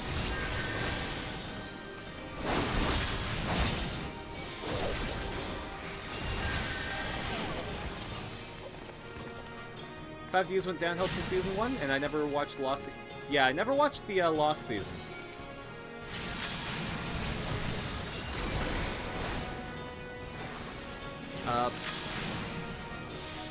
And I could see how 5Ds went downhill. I can get behind that, but I don't know. I enjoyed it. I enjoyed it all the way through. But I think that's partially because I was never taking Yu-Gi-Oh! Seriously. I never cared about the plot enough, aside from Season 1 of 5Ds, to really get into it.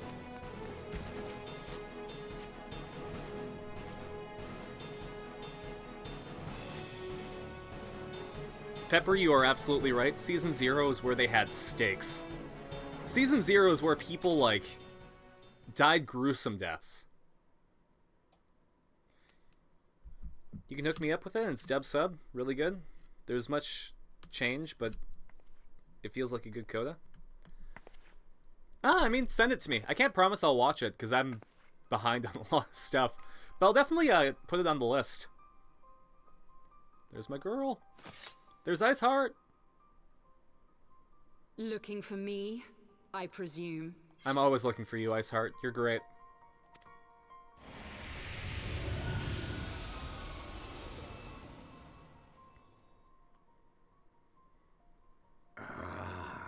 The child who glimpsed the truth. Hey, Mids. So if you guys aren't privy to Final Fantasy XIV lore, basically I had a pact with, like, the God of Light, and then this dragon dude kind of sealed me off from that and became my patron instead. Unto me, as didst basically, thou. Heidelin's the goddess of light, and what happened was Alike in friendship gifts, ended with Heidelin. yet Now set Midgard upon Sormer is my friend different now. paths.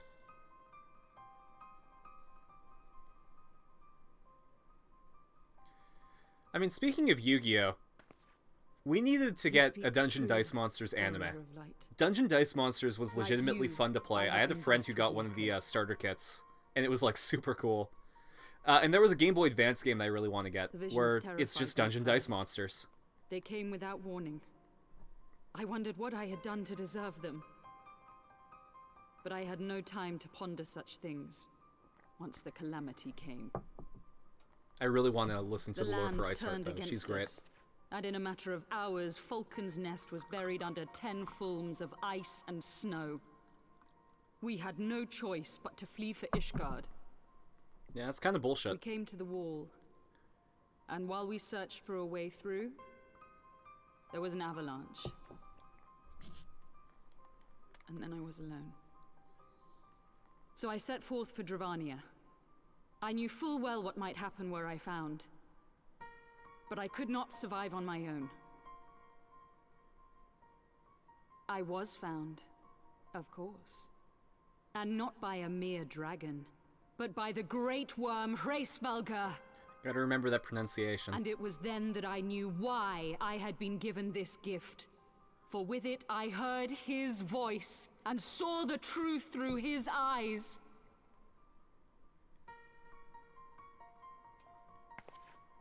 I was chosen to deliver this revelation to the people, to bring dragon and man together as they once were, and should ever be. I agree with that. I want to be best friends with dragons.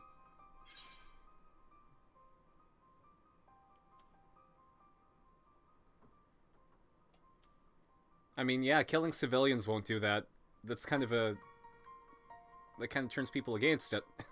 It wasn't supposed to be like that. You have to believe me. It was beyond my control. I completely believe you, Iceheart. Children taught to fear the skies, who saw their loved ones slaughtered. Yet the Dravanians, though they know where the fault truly lies, fell upon them with such fury. Men die, and their children forget. But we are everlasting. To us, then is as now. Thou canst not comprehend the violation, the outrage, the fury. People calling serpents worms to make them sound cooler and like dragons, but better. I will make this Yeah. right. I am neither a saint nor a savior, just another sinner. Yet I will not forsake this cause. No, shit. I cannot. No, we gotta keep Otto on. I will see this cycle broken and peace restored. I'm behind you, Iceheart. Like, literally, just stop killing innocent people, and I'm cool with what you're doing. We can do naught else, for we are now as one.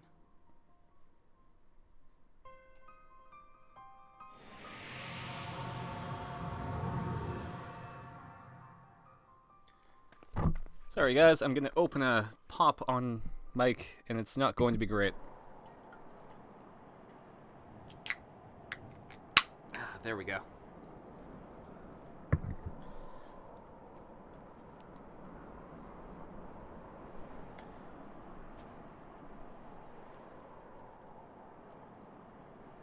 Man. This Kotatsu that I got cost me $230 to import it from Japan. And I was hesitant to buy it for years. And I don't know why I hesitated so much. It's just so great. It is my favorite purchase that I've made in the last, like, 4 years.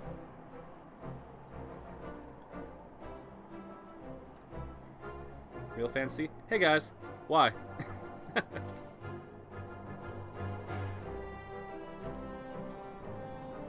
I mean, she's cool though, Artorial.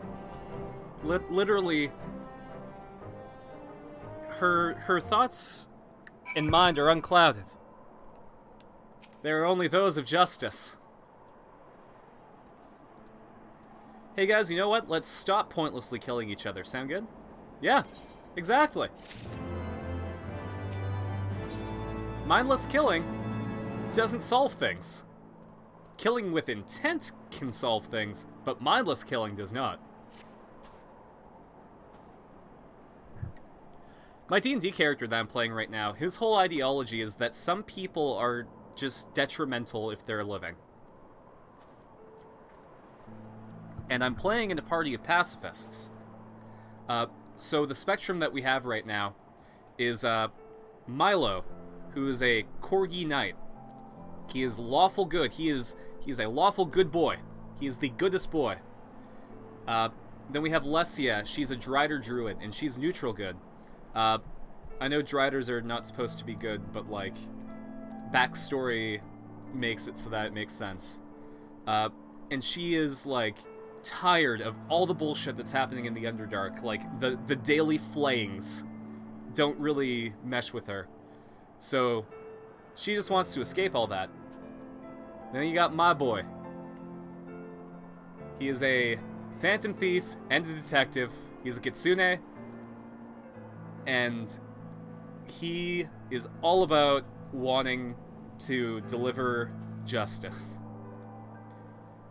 So, I really appreciate the dynamic that we have, because we need to follow the rules, we need to make sure that everyone's doing well, and we need to make sure that, like, to defend the people who just want to live their lives. But everyone disagrees on how to bring that about. Icks aren't supposed to be good? That just sounds racist, bro. I mean, that's what they're trying to get rid of in D&D right now. The whole thing is that, like, in D&D lore, certain races are just bad people. And, like, that's bullshit. I absolutely hate the idea that, like, one orc can just be strolling around and everyone sees it as evil. Or like a Drider or a Drow.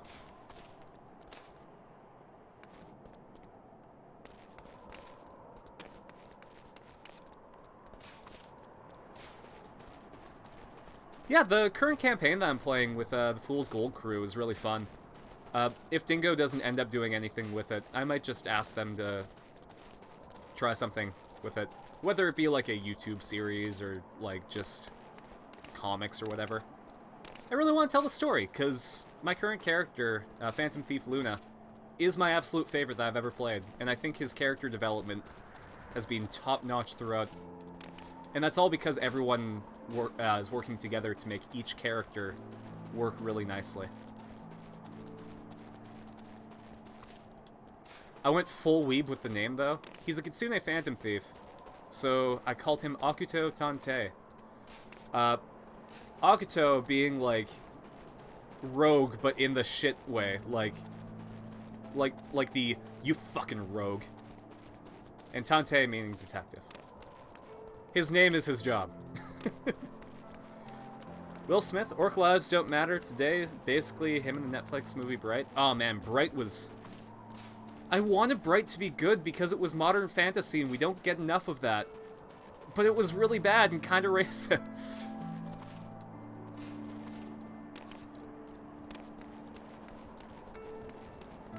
Man. I hope we get more modern fantasy. I really liked what they were doing with Final Fantasy 15, even if it was kind of all over the place.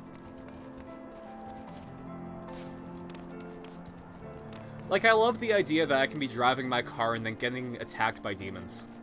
Like, that's really cool, in my opinion. Actually, we can be riding a horse. Let's do that. Why walk when you can horse?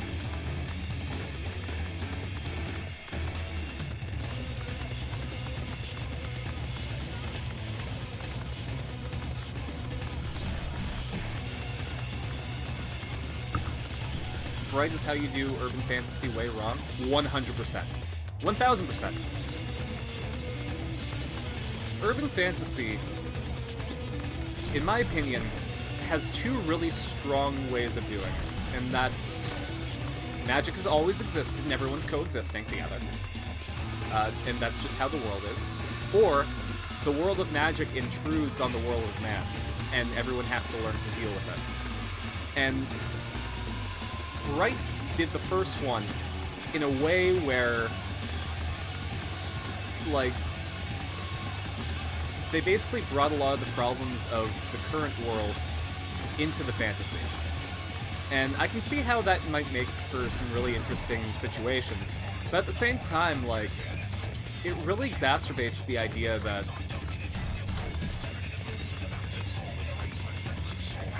Sorry, gonna make my point a different way. It really visualizes racism and makes it even more uncomfortable. And you can do that in a strong way, but Bright doesn't.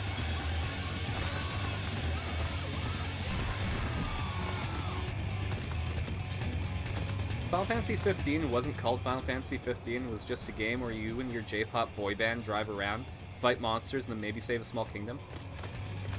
That'd be good. You know, I feel like they had a good thing going in the first half of Final Fantasy 15, where it was exactly that. You and your J-pop boy band were hanging out, being friends, creating a really strong friendship.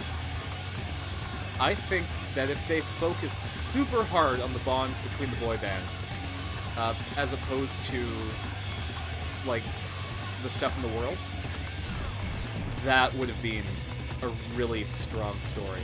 And that's what I really appreciated about JoJo Part 7 Steel Ball Run, where the whole point of the journey was to develop Gyro and Johnny's friendship. And the payoff at the very end, I'm not going to spoil it, because, you know, JoJo Part 6 is going to come out as an anime, and then 12 years after that they're going to do Steel Ball Run. But honestly, Steel Ball Run is my favorite story because of the way that it does friendships, and that's what Final Fantasy 15 could have been. I like urban fantasy, but I'm sick of the magic is a secret trope because it causes making up way too many excuses for why they can't just tell people. It could be super escapism heavy. We were actually having a conversation about that in a previous stream where the Hidden World version of urban fantasy they haven't found a good way to make it land well.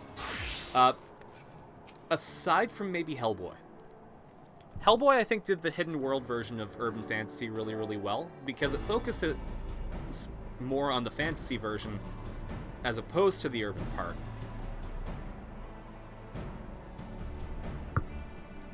But I do agree. The secret world trope kinda gives too many rules. Yeah, we fucked up the heretics. We made great strides. I still agree that their goals are good, though. You know, I'm not gonna say that out loud in the city where I'd be, like, crucified. But, you know.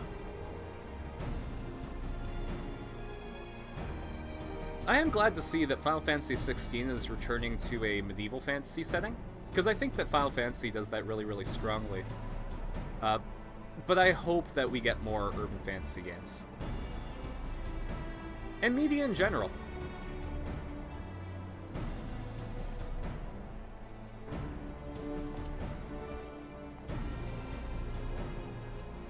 I'm not in the business of pitching things, but I'd love to pitch, like, an urban fantasy setting to Netflix.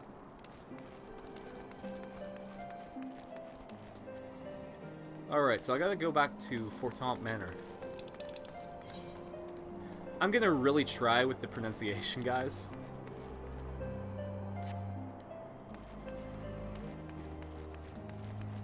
Actually, I wonder if I can use the E-thread. I like Bleach how it does it, since the hidden world is on the spiritual plane, so only people who have spirit powers can see it, let alone participate. I guess.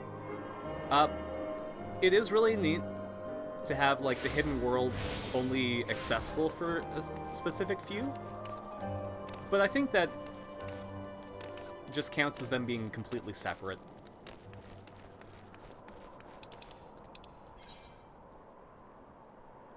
That's just a personal opinion, though. Alright, I'm going to teleport. Whoops, not there. Not there.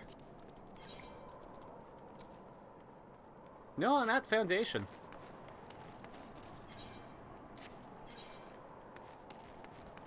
Guess I just gotta go inside.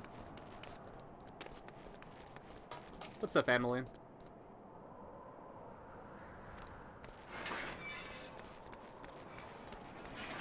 Let's go back to Ishgard. Like P5, exactly. One of the reasons that I love Persona 5 is, they do the separation of the secret world and the, main world really, really well. I think stronger than Bleach.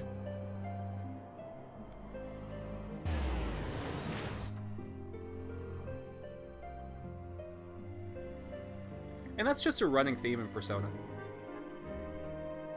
Like in Persona 3, there was the Dark Hour, where, like, at midnight, everyone gets, like, teleported into coffins. Except for the people who can, you know, interact with the, I guess, the secret world. And for an hour between midnight and 12:01, it's like... It's madness. For Harry Potter, when you look at things objectively, why aren't wizards and witches out in the open? Like, whatever prequel thing they brought up, hey, World War II is gonna happen. Anyone gonna do it?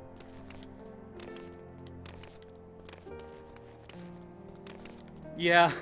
Well, like, having Muggle help for, like, what was essentially Magic World War II during, the timeline of the books. Like... What if they could have just, like, bombed Voldemort?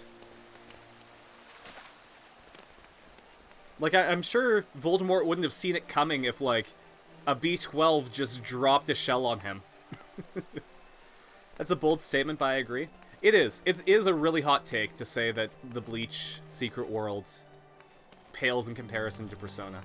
But that's just how it be. That's just how it be for me. I'm gonna line up for some trials.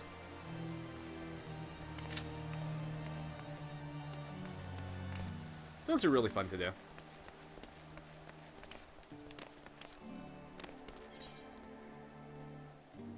Alright, I do need to go to the pillars. Let's turn off the map.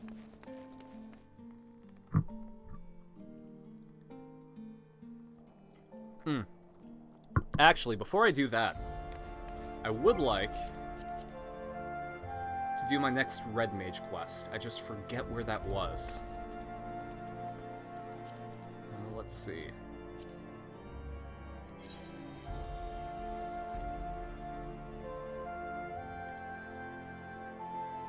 Voldemort?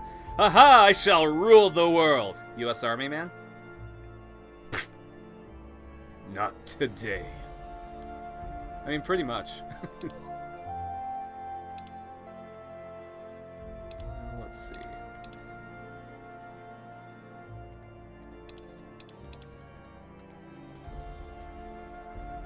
There we go. I need Disciple of Magic quests.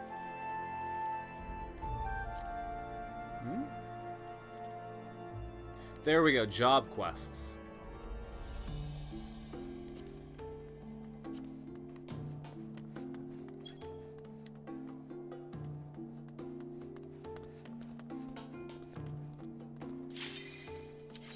Okay. So I think we have to go to Limsa in order to do that. How it should have ended had Snape killing Voldemort with a headshot from Magnum. I mean... I'd love a how it should have ended, where Voldemort gets, like, bladdered with a Glock. Oh man, this is gonna be the hardest one. We're gonna spend a lot of time on this trial.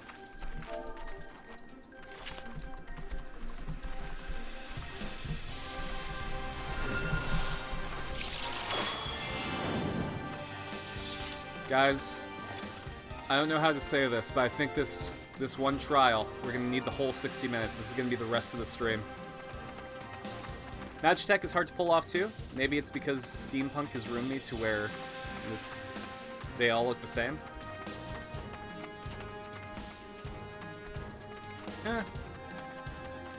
I think that Steampunk does do a lot of, well, like a lot too much of the brown is real kind of trope.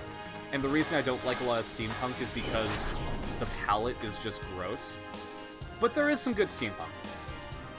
I think if you do steampunk with a good amount of color and you have fun with the world, and that's the thing, like, every time I see steampunk, it's either high adventure, everyone's having fun, but it looks gross, or everything sucks.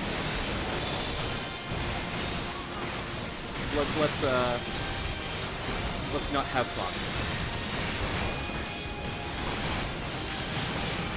That's just my experience. And monocle, don't forget the monocle. I can't bash it for having the Victorian style. give it that. Like, you gotta have monolith. But I think it's because everyone took it in a wacky direction that kind of made it unable to be taken seriously. Like, everyone had to have their curly mustache and a monocle. That's just how it was.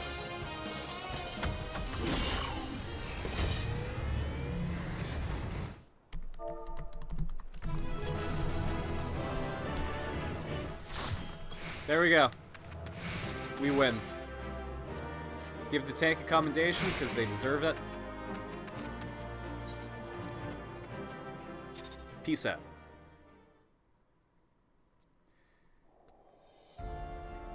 It's ridiculous how people think bland and no fun is better and mature. Exactly.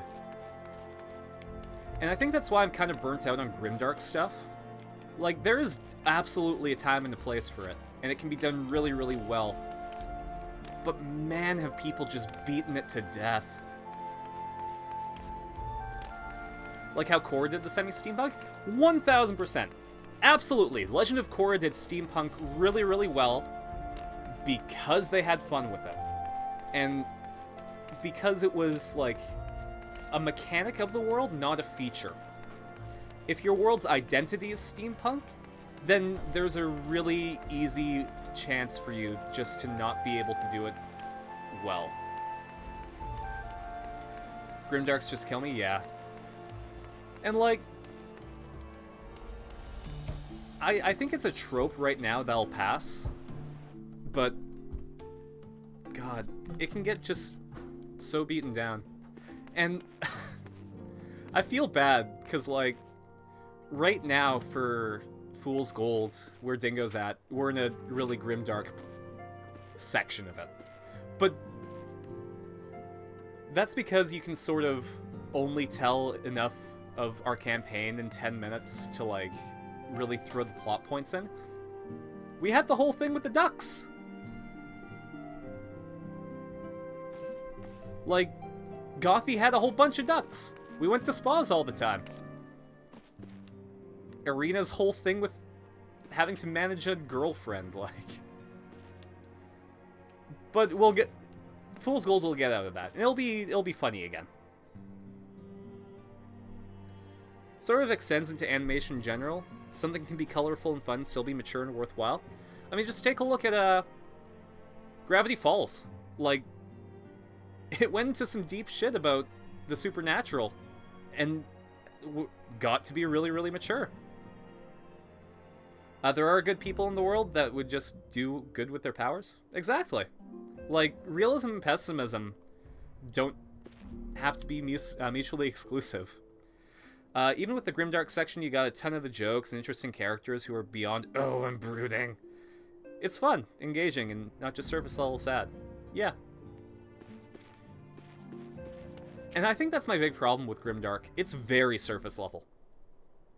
Like, the grimdark stuff is its identity. There's nothing deeper than that. Everything sucks, and that's the story. I mean, my rumors are spreading in this game, though. Linking it back to what I'm playing. We are helping this guy's kids establish the world.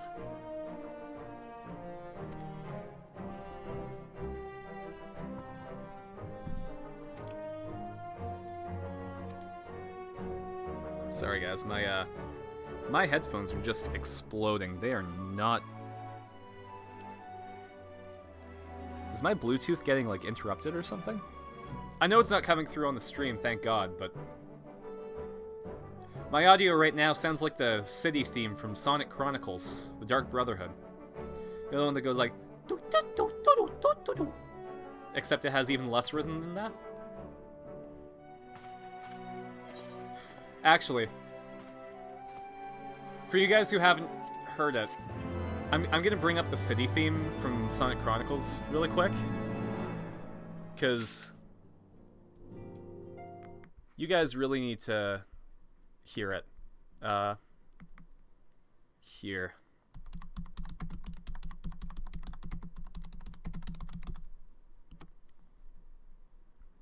Listen to this shit.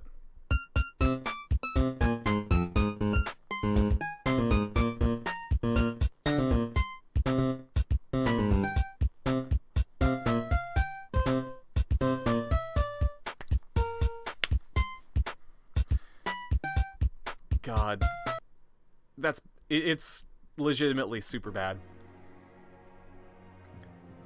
I think a good example of getting worse is like Rei Ayanami, because she was stressing because of her struggle with identity, which is why she was distant. But a lot shows just assumed the distance was interesting and gave half-ass clones. Yep, a lot of the really bad examples is them seeing a trope that's done really well and trying to copy it. It just, yeah. Ooh. I want these mounts. Ah, Mistress Sparkman. My lord the Count much desires to speak with you regarding your time with Lord Artoriel and Lord Emerlane. If you would remain here for a moment. Gotcha, Alfred. Is he gonna reward me with this stuff? Every time I see anime and deconstruction, I have heart palpitations. The hero Yeah. returns. I cannot thank Modern you enough for Grimdark saving practically young originated from Emerlane's people trying to life. copy Watchmen, so yeah. He Oh, told me 100%. They were trying to copy I've Watchmen. also received letters from both House Zamail and when- Durandare. I think it was praising like your Darkest conduct. Dungeon or something. and that of When House that game Forton. came out, people were Your really honours into it, and I much think that honour, kind my of friend. spawned a big spike in Grimdark in video games. My lord. But I mean, like, What is it? Speak. you look at Dark Souls Pray and forgive think the that that intrusion, might be my lord, a but really I bring grimdark grave thing, and it tidings. has humor. Like, you get Master the Halfdan egghead and stuff, Mistress Tatara have and even been though on it's suspicion got of it's petty rooted in heresy. sadness and weirdness, but like, What? it's funny. It's Explain. objectively funny. They were observed entering a tavern in the lower levels on some half-dozen occasions. There, it is claimed, they made a number of inquiries. Okay, let's listen to plot though. Inquiries which brought them into contact with certain elements. 'Twas this which prompted a knight of the Heavensward to demand that they be Heavensward. questioned. That's the name of the Sir expansion. Grino, my lord. Got a title drop right here. Sir Grino is a brute. An exceedingly accomplished brute, but a brute nonetheless. Alas, he is also a son of House Zamail.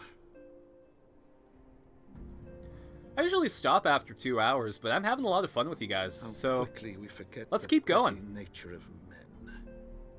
Let's I'd keep wager going your with some Final friends are no Fantasy more than XIV. pawns in another of my Chatting about countrymen's games. fiction tropes.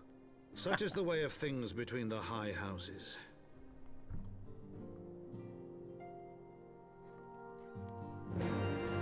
One thing that Dragalia Lost does really, really well is magic and technology in competition with each other. I think that that's a really, really fun trope if you play with it properly. Though I have won the hearts and minds of my countrymen, there are those who will never be swayed. Men who will dismiss your efforts and resent your successes, even as we celebrate them. 'Tis like that one such member of House... I'm gonna try and pronounce that. Zamail is manipulating Sir Grino, for he is not a man to dabble in politics of his own volition. He may genuinely believe your friends to be guilty, though I'm quite certain his masters know better. Yet the truth will avail us not if we cannot prove their innocence. You do well to speak with Sir Emmerich at the congregation of our Knights Most Heavenly. He'll know more of these changes. Baller.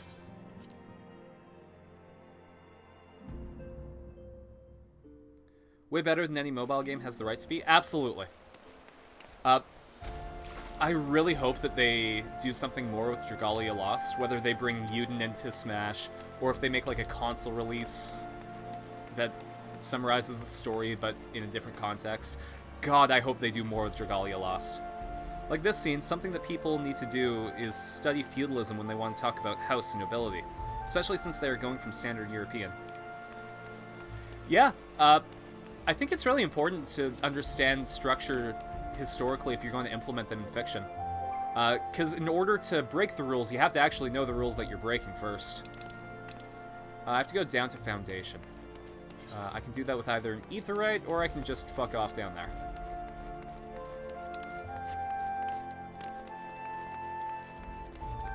Yuden is a bit annoying, but I barely mind it because it's genuinely interesting. Exactly! Like, his character trait is, I'm going to save my sister and make people happy. But it's a mobile game, what do you expect? I think if they do a console release, they can really go into his character a lot more. Foundation should be over there. Been researching Japanese feudalism, and not entirely just for how concubines and harems work? Fair enough.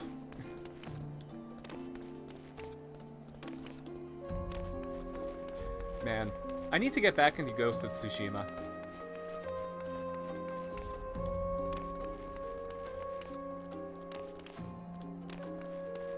I really like how they're going with the Mongol invasion of Japan, because that's something that a lot of fiction regarding Japan doesn't really touch on.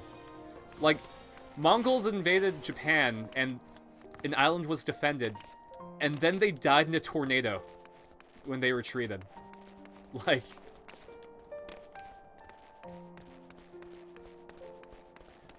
for those of you not in the loop,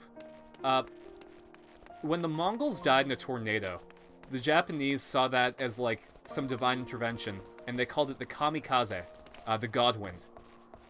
And that was the basis for the pilots in World War II to call themselves kamikaze pilots. It's really interesting. Genshin got one, you just need larger levels and boom. Exactly!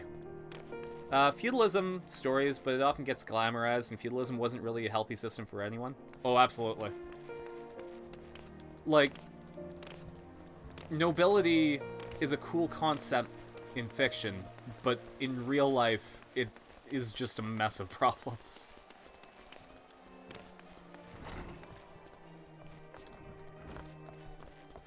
And I think, what was his name? God, it was the really annoying Rose guy from Fire Emblem Three Houses. He's on the tip of my tongue. Lorenz. I think it was Lorenz. He fucking sucked at the beginning. He was absolute garbage, and then when he grew up, he embraced the idea that nobility needs to protect their charges. They are the administrators of the people under them. And while that's still kind of shitty, it is a better way to see feudalism. Like, to be responsible for people and keep them afloat. Yeah, absolutely. He was absolute garbage in the first half. I'm only in, like, the first little bit of the second half of Golden Deer. But he is so much of a better character. I always hate when characters are powerful just because their parents were powerful. Exactly. I think having characters break away from powerful parents is a fun trope. Oh, I'm sorry, guys. I accidentally clicked a thing in another window, and now everything's broken. Can I please fix?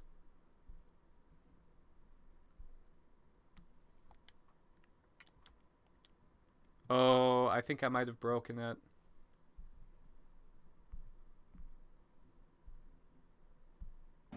There we go. Okay, I fixed it. Three Houses makes me so happy, man. Shows many good characters and developments in lore. I just wish it had been more time in the oven. Visually and narratively, a lot of the roots are weaker than I'd hoped, but it's fun, and the characters are so fun that I'm good. Absolutely. They made a really cool world. I personally think that the fact that you can't save everyone and that there's no fun, happy, everyone gets together ending really works well for it. Also, the fact that Claude can live in every room. I am of the firm opinion that the only likable character for the house leaders is Claude. He is the character who, at the very beginning when everyone else is trying to recruit you, is like, man, how about we wait until we get to our location first instead of just trying to sway the guy we just met? Or like how everyone's ideals are basically the same. Literally every ideal for the house leaders is the same.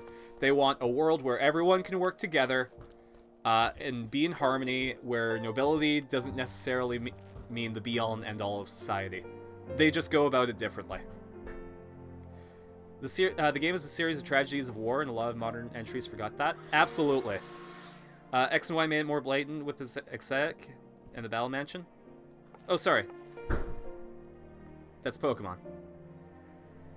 Sorry, gonna scroll up in the chat a little bit.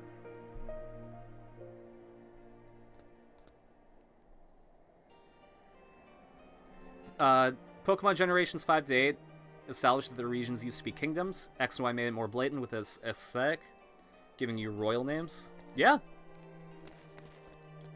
Claw is reasonable and lovely, but Dimitri is your king. Dimitri gets some really, really great character progression. His whole recovery from trauma and the ghosts of his past is a really, really incredibly fun story moment. Well, not moment, but like story journey. I have to go to the pillars, so here's an Ethernet shard. And even Edelgard, like, even if I don't like her character as much, like, her conviction to just ending the bias of crests is really, really good. And especially because she goes about it the exact wrong way. I really like the Gen 6 anime, but the games were just alright. Well, Gen 6 was like them going into 3D. So I can respect that they weren't amazing. Like, they had mechanical things to worry about, and because of that, other things had to sit back. Gen 5 was the best for story, hands down. Like, they did some cool things with the Pokemon universe in Gen 5, both in Black and White and Black and White 2. I think that was the pinnacle of 2D Pokemon.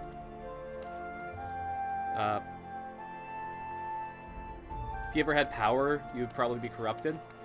You'd probably be the villain. Yeah, I think you really can't tell what you would do with power until you have it. Like, even the most righteous person would use it in a way that doesn't work well with others. I know the saying, absolute power corrupts absolutely, is, you know, hammered into you, but it is true. Edelgard, I hate, but I have to admit her growth and conviction is fantastic. She's just willing to pay any price for it.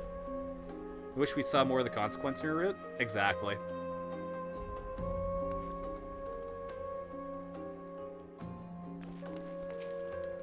Alright. Yeah, Black and White have really good continuity. Okay, so we gotta do like a noble facade where we have to play along.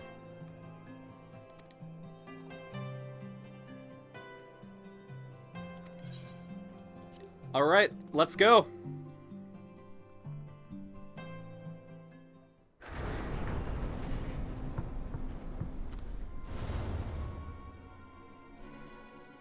Power doesn't corrupt, it reveals? I guess you could see it in that light. I would say that power enhances your ideals and can corrupt them into hideous manifestations of themselves.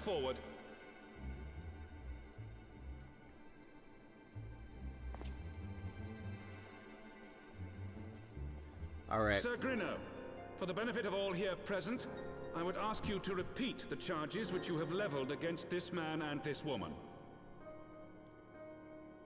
Why are we in court? Sir Grino de Zemile, brother of the Heavensward, did God, he sounds like an asshole. Foreigners consorting with heretics. He sounds like an angry hoity-toity guy, like, consorting with heretics. It is simply preposterous. Let the accused step forward.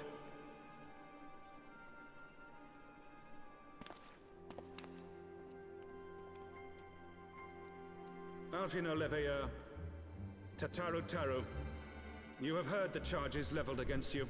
Yeah, they're bullshit. Will you take up arms to refute Sir Grino's claim, and thereby prove your innocence in the eyes of gods and men?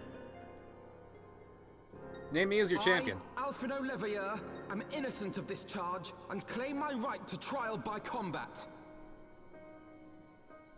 I, Tataru Taru, am innocent of this charge.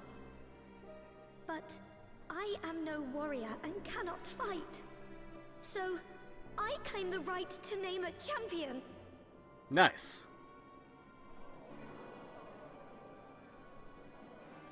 To the old and the infirm, the young and the weak, this right we allow. Very well. Who will stand for this woman?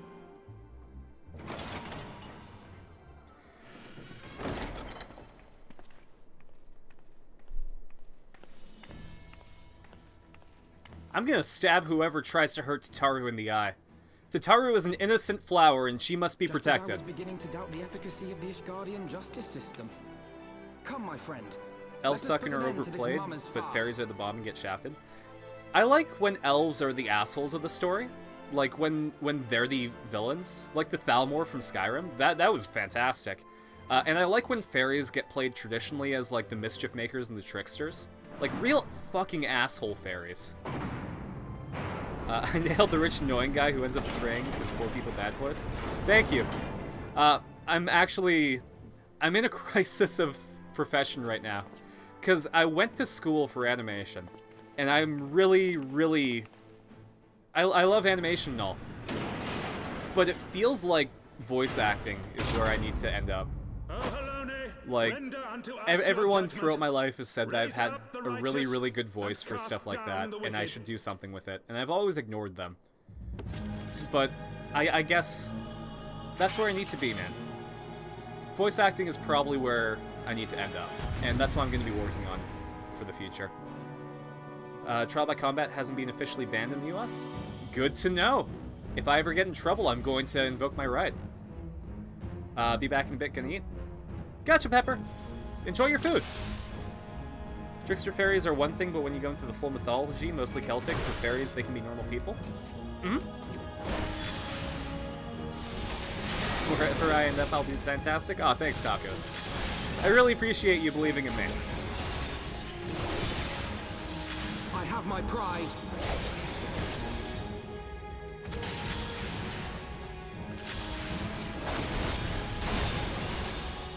I guess that's something that I really appreciate, is that, failure is just a step on the road to success, and not the end of anything. Like, I didn't fail to be an animator. I made money off of it and had contracts for a while, but it's just not the end of the road that I want to be on. It's, if anything, a really good step into my journey to being part of the entertainment industry. And I think being able to stream with you guys is really important in taking those steps as well. So, you guys are, you guys here right now. You're integral in my journey to my future. So thanks for being with me on it.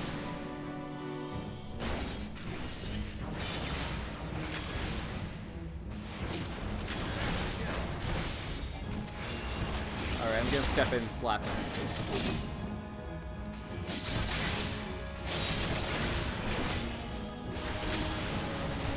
Alfino, though, he's looking worse for wear. Andrew Jackson loved Trial by Combat so much he used any excuse to shoot people? Yeah.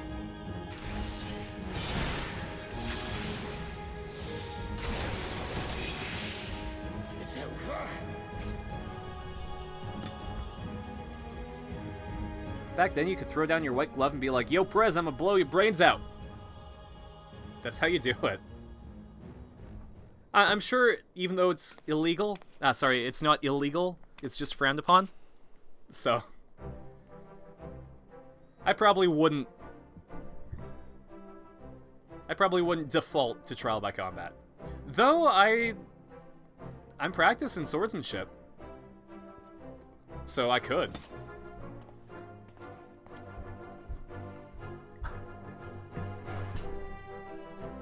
Actually, I'll show you guys.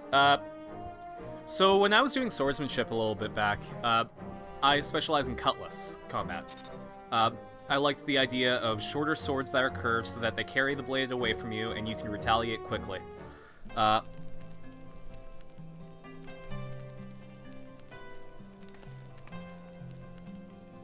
Whoa, Nightbot. Hold up.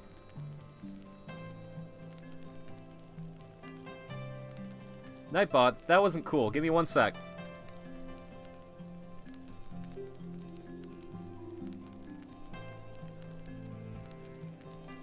Where's the mod view?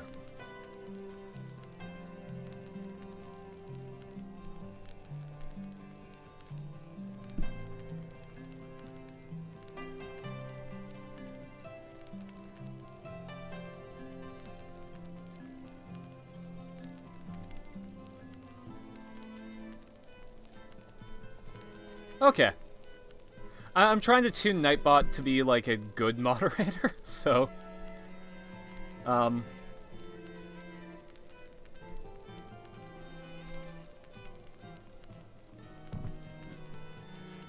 But yeah, give me 1 sec.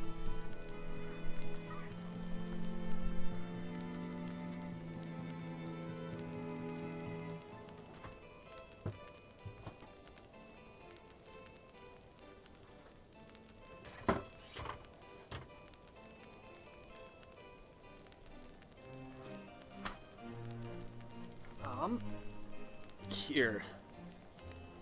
So, this was my training cutlass. It's a bit rusty because I haven't used it for a while. But it's really, really heavy. And it was really, really good for training strength. Because, like, to swing this thing with any dexterity takes a lot. And it's also got this really nice wooden sheath. And then for sparring, I had this lighter cutlass.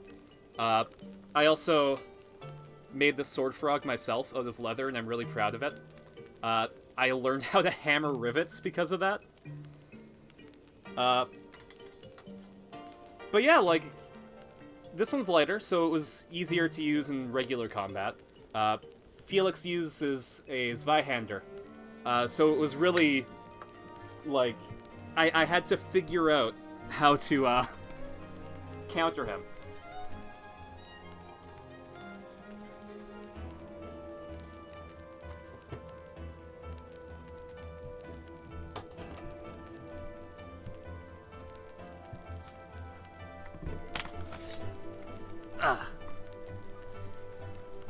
I'm a literal swordsman? Yeah. No, I did swordsmanship for, like, I want to say 4 or 5 years before the guy who taught me had to move away. And, you know, I've been on and off since then, but... You want to train your arm strength? You don't have to use dumbbells, just try and hold up a dual disc like they do in the show. Yep. Oh man, their arms must cramp super hard with the dual discs. Yo, he's giving me a black chocobo.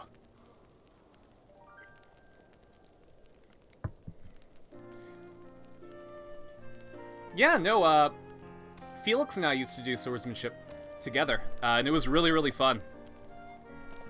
If you ever get a chance, like, he probably has some good stories about it too, that I just can't remember. My favorite thing to do to him, though, was, because he has a 6-foot sword, I'd wind his sword into the ground so that I could, like, run up to him and tap him. But, he caught on to that and didn't allow me to do that anymore. I think now he uses a hand-and-a-half longsword. But I think, like, the last time we were able to do swordsmanship was, like, March of last year. So, you want to try it one day? You'll certainly do if you get the chance. Absolutely.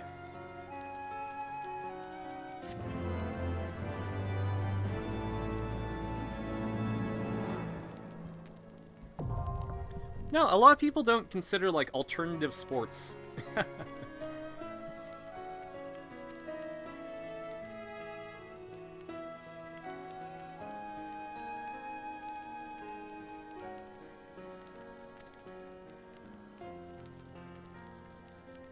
Okay, I need to find some ether currents.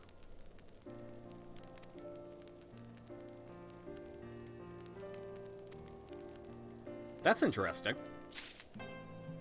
And I'm glad that I can fly again. That was, oh boy.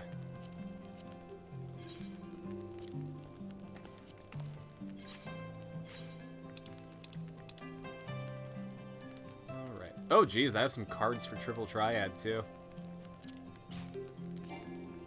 I already have Zandy. I have that one. Alright, so I have all those cards already. Whoops.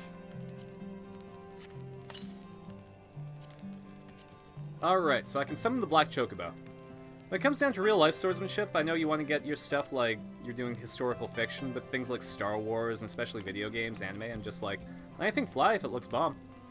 Yep, I mean, the swordsmanship that I did was both practical and theatrical.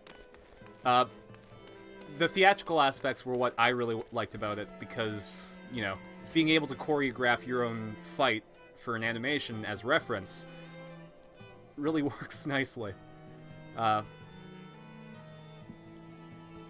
Alright, so my friends are getting released. That's good.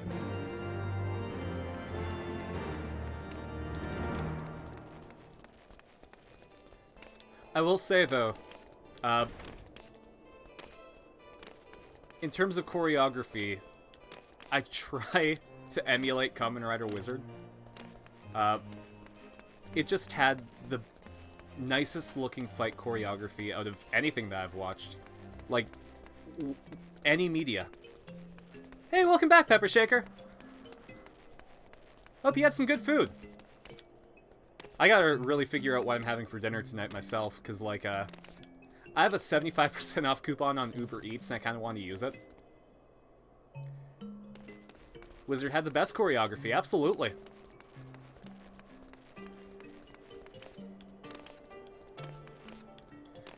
No, like, I don't know if any of you guys are into Kamen Rider at all, but, essentially, Kamen Rider Wizard had some of the most beautiful fight choreography in media, but the story was pretty standard, and it was wedged in between two really, really, really good seasons that did a lot with story and character development.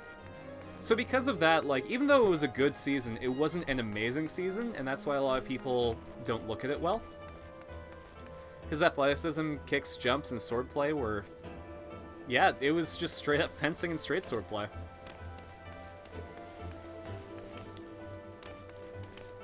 Justifies doesn't really like Gaim. That's fair.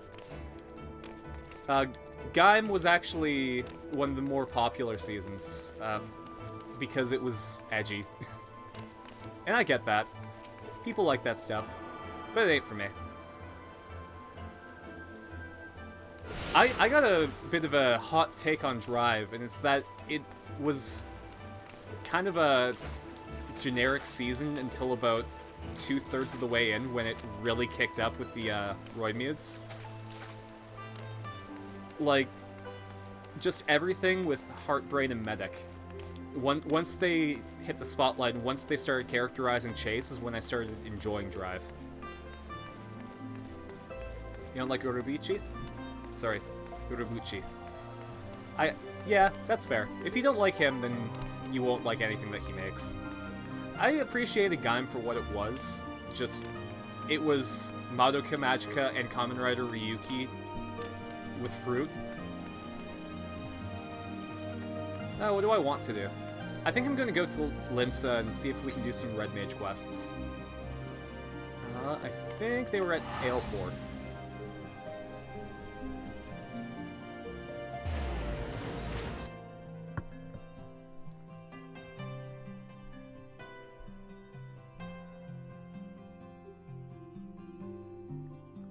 So yeah, what I'm doing right now is I'm doing some job quests instead of some plot stuff. Specifically, I need to do my Summoner and my Red Mage quests, because I've been neglecting them. Oh, maybe they're not at Aleport. Where is the next Red Mage quest?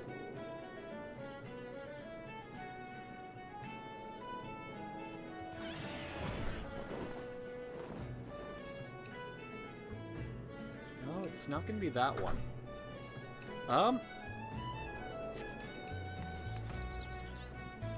Maybe it'll be my journal?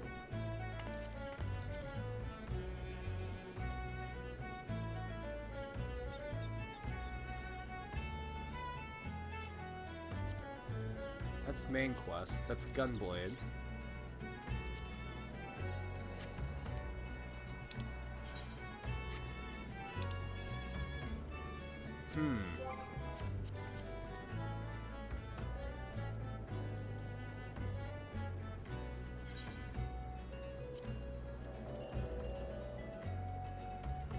I don't think it's gonna recommend me the job quests that I need. So let's look up Red Mage job quests.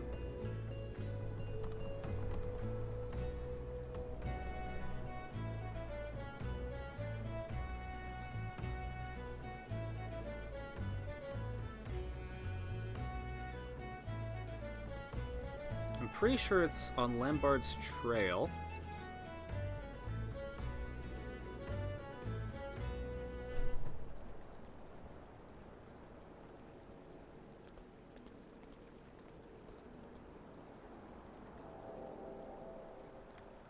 Think. So that one's Western La Nosea.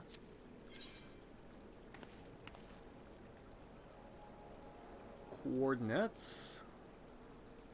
X27.7, Y.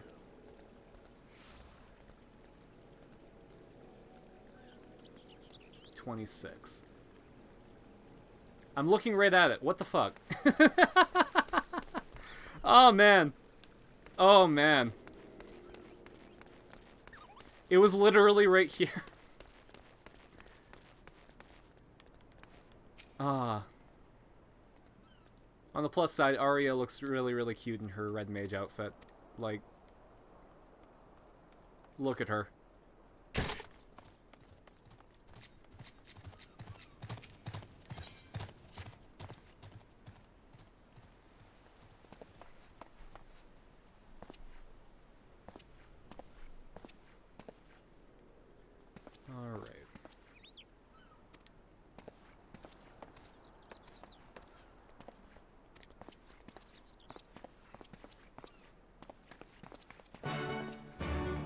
Let's go do this.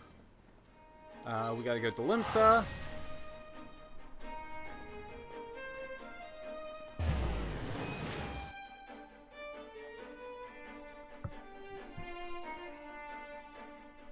What's happening at Limsa?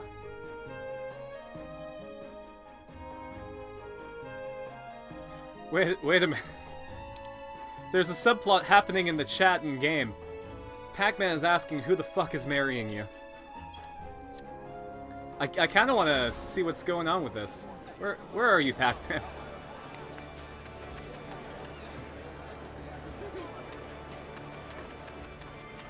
Oh, that was probably an airport. I think I cut that plot thread short. In Fate Go, have I been doing Valentine's? Oh, absolutely. I have completed all my female servants' Valentines, and I'm just going on, well, my drive to do the male ones.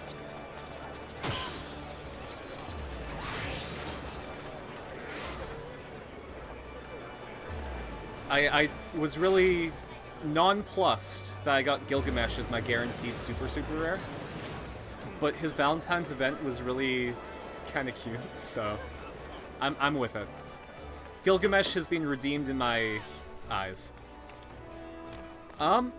Which were my favorites? I liked Enkidu's because they were really sort of toned down, you know? They were like cute little stories. I liked Anastasia's. Oh, what's happening? What's that ding? I liked Anastasia's because of the fight with, like, my own personal V and the, Kuhalan altar plushie. And, you know, with the Stolfos, you get a normal size, like a person-sized, well, not person-sized, like, real-life-sized Hippogriff plushie, so I don't know where that fits in. I like his Caster older version better. That's good.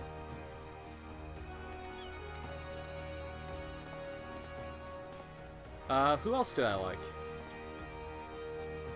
I liked Mecha Ellie-chan's. Because her gift to you is, like, the Mecha Godzilla control set.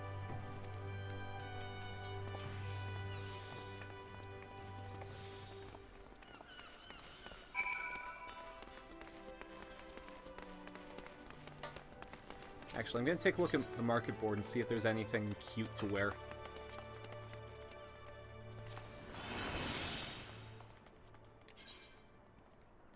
Ooh, that's kind of cute. Don't like the spike on the arm, though.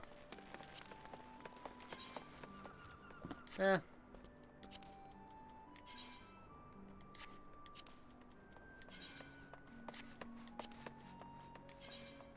I think I'm literally wearing that one.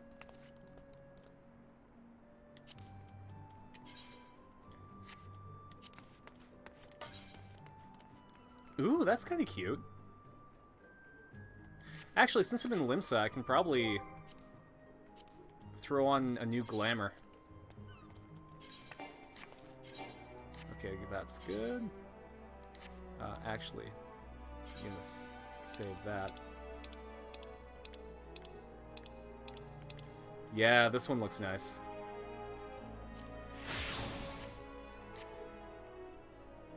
There we go. This is one of my favorite glamours. As part of I love with the intricate summoning system, the age, class, and such affect their personality because of how they were at that age, or the class emphasizes certain personality traits over others. Yep, Gilgamesh as a kid was adorable. Archer was... yeah, he was a tyrant. And then Castor, when he's older, like, with age, he becomes better. Alright, so Drowning Wench. I think that's higher up. Like, look at this fucking outfit. I'm sorry. Isn't that cute? And it looks even better with the ponytail than with the longer hair. I actually based the time skip version of Arena on one of my Final Fantasy XIV glamours. You can see time skip Arena as my profile banner on Twitter.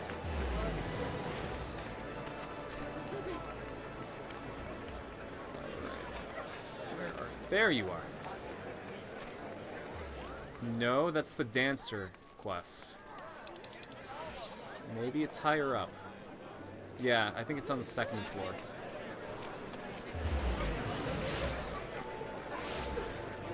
Ethernet.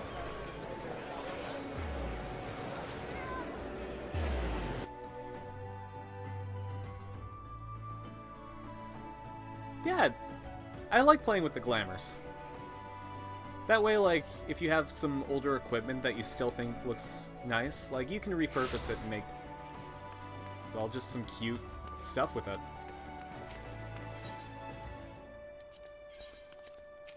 Whoops.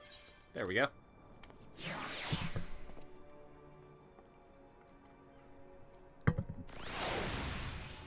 Actually, for you guys in the chat, how do you approach gear in games? Do you go for, like, high fashion, or do you wear whatever, like, as long as it has good stats? Because I'm 100% Fashion Hunter and Fashion Souls.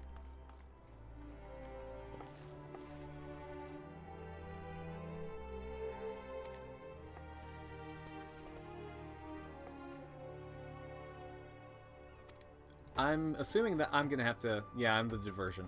That's just how it goes.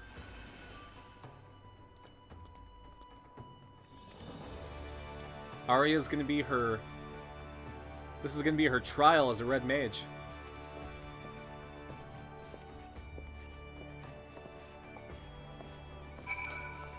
Also, I'm technically supposed to be outlawed here. Like, I am a wanted criminal, so... maybe I should be wearing a disguise. Maybe I'll throw on my disguise glamour.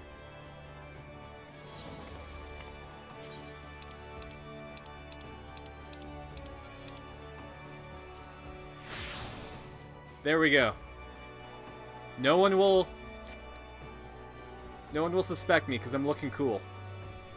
Mostly play games that allow me to set fashion gear as separate, but in Breath of the Wild, for the least, I always wear the Tunic of the Wild for fashion purposes.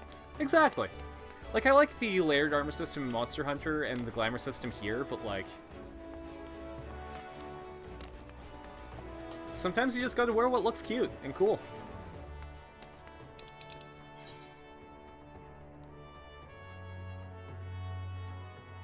Okay.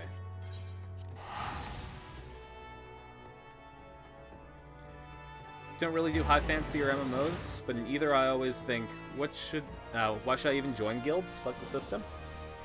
That's fair. I will say, Final Fantasy XIV is really, really friendly in terms of its community, and everyone's out to make sure that you have a really good time in the game. And because of that, you'll get invited to join guilds, and, like, they'll help you out in your experience. Like, if you're really stuck on some story content, they'll pop in and be like, no worries, I know this dungeon really, really well, I'll give you a hand. Or if you just need to grind gear, like, they'll be like, yeah, shit, we'll make a whole thing out of it. And a lot of times that'll come with, like, you just doing a dungeon with randos and somebody being like, hey, I noticed you're new. I'll help you out.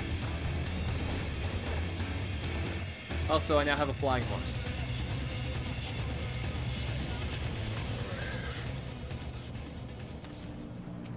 Players are one thing, but I mean more like in-universe. Okay, I get you there.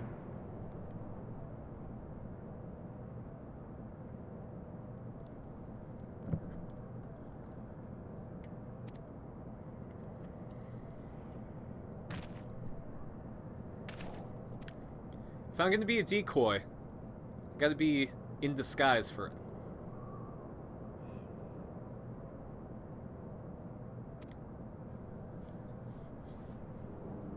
Aw, man, another trope that I like is, like, the newbie who's just, like, naturally talented but can't really control their power yet.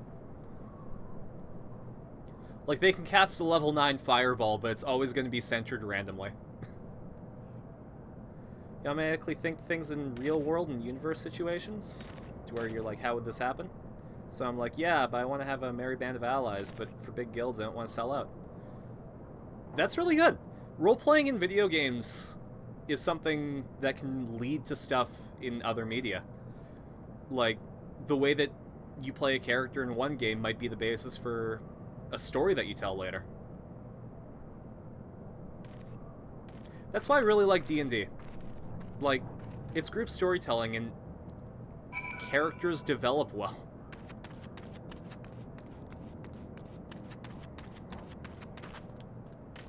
That's why Arena ended up being a decent character, not just a generic Maho Jojo. Have you read the Kiyoshi novels? You might like them if you enjoy overpowered, out-of-control newbie. No, I haven't.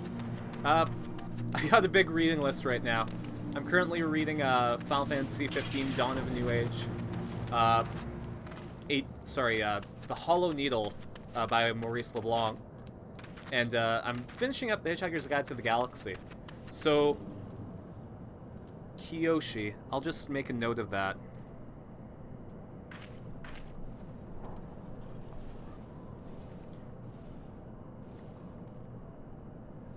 I assume you mean the Avatar: The Last Airbender one. There we go, yeah. So I'll keep that in the tab, and once I'm finished, maybe I'll order one of them. Or buy an ebook. I love physical books, so...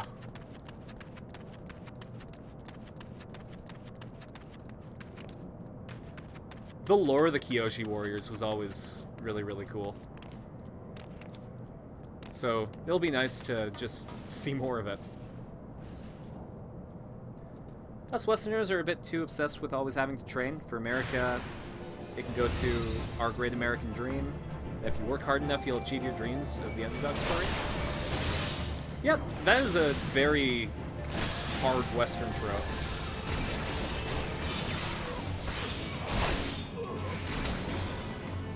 And, like, I appreciate it and all, but it can get kind of grating.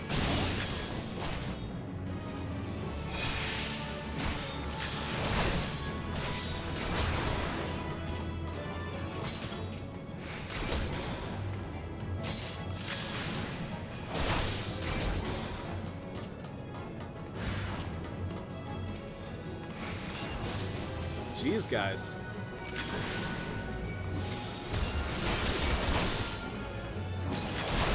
I know you all want a piece of me, but, like, I got AoE spells, man. I also got these 6 swords.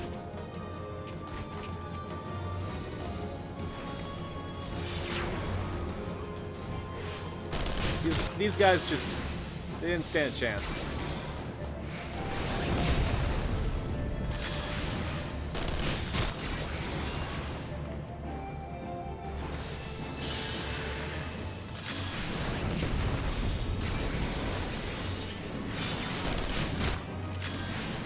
tropes.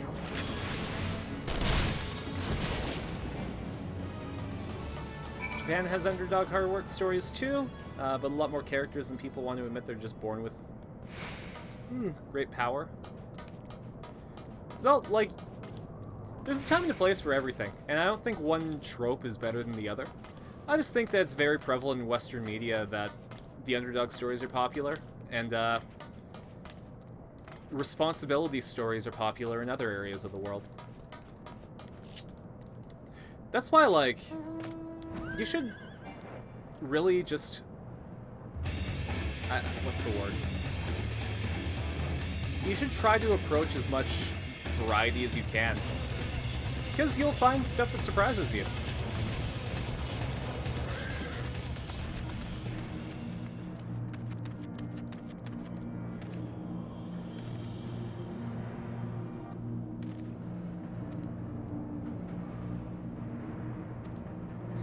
Arya, are you able to walk?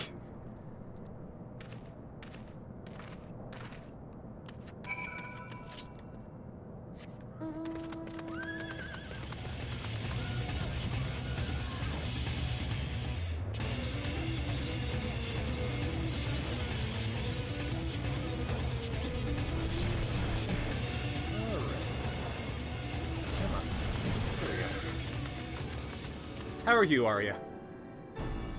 Oh, she answered my out-of-character question. Thank you.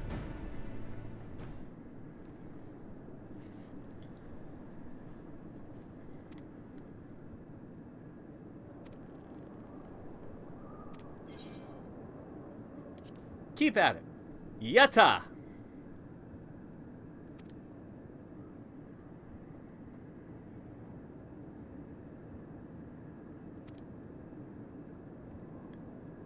Alright, so basically, in the Red Mage story, this group is just kidnapping kids with magic aptitude.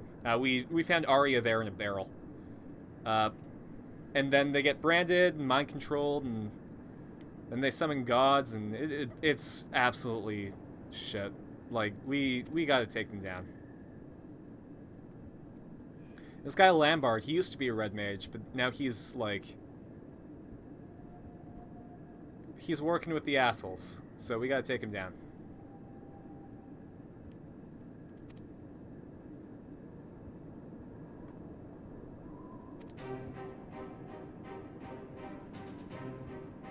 Oh shit! And now they're targeting Cid. If they kill Cid, then every Final Fantasy is gonna be without an important character.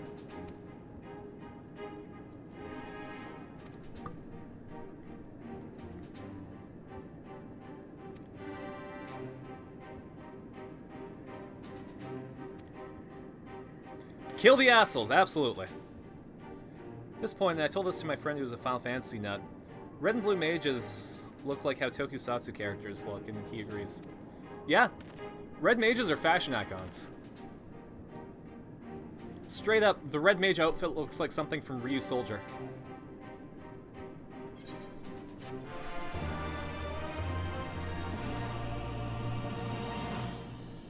Alright guys, let's kill a cult.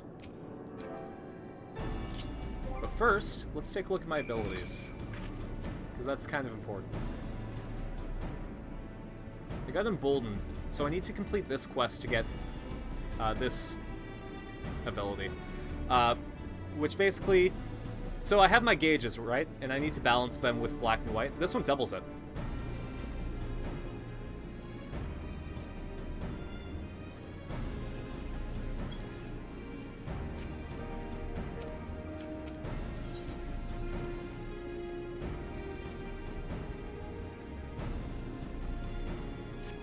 Let's do it.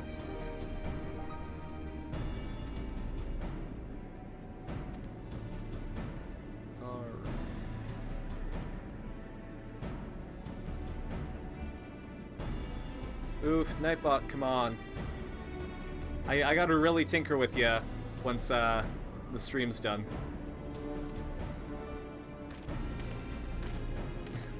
Nightbot is picking on you? I mean, it kind of feels like that. I'm gonna tinker with Nightbot's stuff after this stream.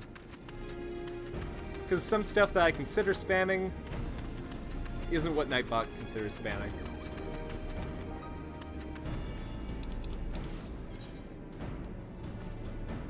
Oh, jeez. So, Final Fantasy lore. Basically, Revenant's Toll was the place where we, the cool guys were situated. And, then they took it over. And they betrayed us. So now it's really weird going in here. So in lore, like in character, I'm wearing a disguise while I'm here. Got my glasses, my tuxedo jacket, and my cool pants.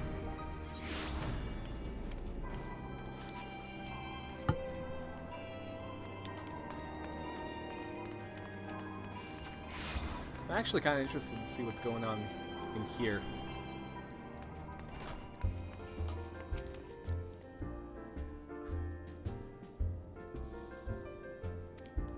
Okay, so that used to be where you go in to get quests, but since the whole end of the base game, I'm a wanted criminal. But that guy's cool with us, and he won't raise the alarm, but he's got to do a job. So I respect that.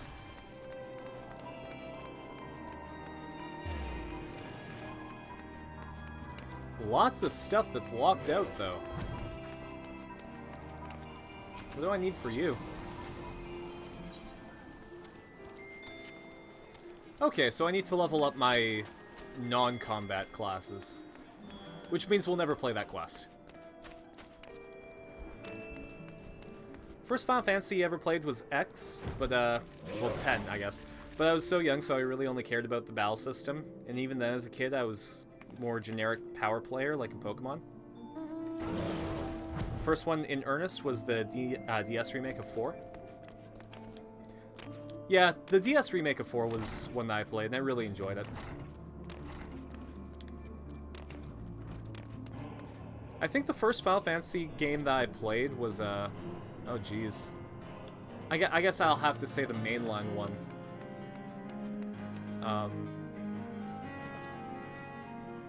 I mean, technically it was one on NES, but that was at a friend's house. Okay, that's just furniture.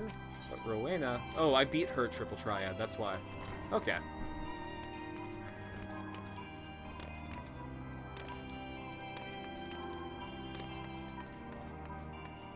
And it's interesting, because the first Final Fantasy game that I played after that I really got into was Dissidia, which was sort of like a sampling of all the main characters. So, you know, it was really nice. I'm gonna summon my guy so I can see if he sold anything. No, he didn't. I named him Josuke because he has a pompadour.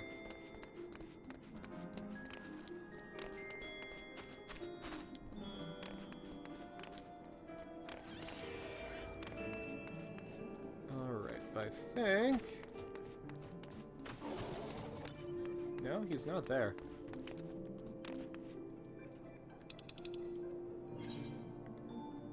Okay, Arya's up there. Got it. Josuke's your second fave? Who's your fave? Jonathan is too much of a king? Oh, I get you. Jonathan is fantastic. He is a wholesome boy, and he deserves everything. Except for what he got. He did not deserve what ended up happening to him. Excuse me, Carbuncle. Did you just teleport through that door? Man, Carbuncles are great. I absolutely love them. That's the sole reason I became a summoner in this game. Maybe I need to go up. Come on, horse. Let's go higher.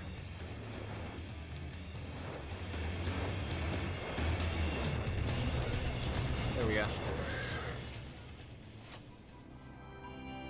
Which part 3 made him more of a homage?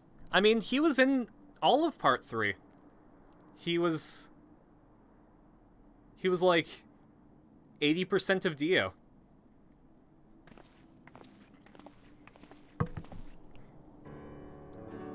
Gyro, favorite is Giorno. Gyro's the best Zeppeli. Gyro's my favorite character in general.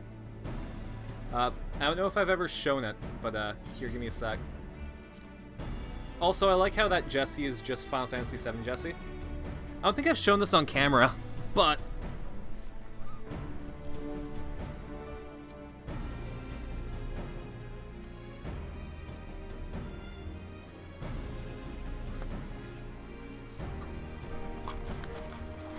this is how much I like Gyra. Got a full-size canvas print of him. Here. That probably shows a bit better.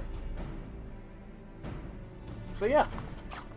I still have to find a place to mount it, and a way to, but...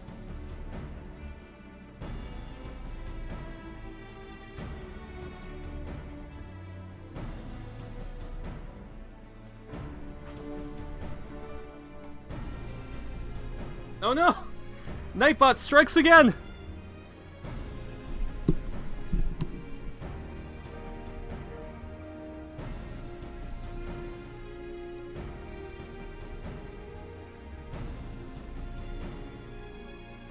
No, I really need to talk with Nightbot.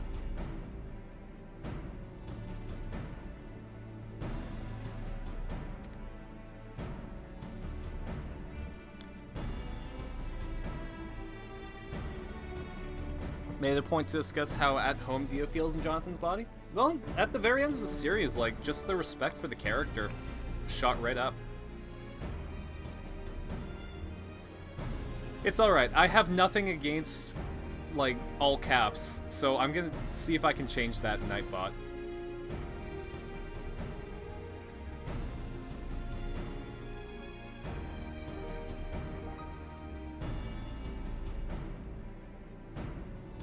I honestly only did Nightbot to see what commands I could do. So, like, I think I made it correct, but if one of you guys wants to try, if you type in !follow age, all as one word, you should be able to see how long you've been following my channel.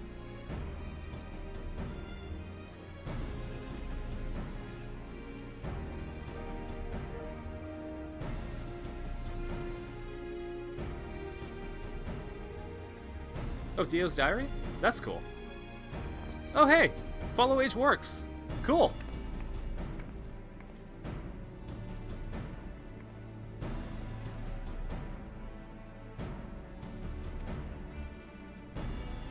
It's especially not bad since I've had this channel for less of a year.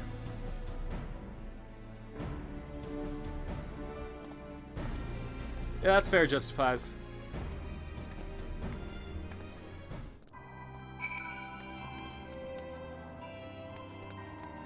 Alright.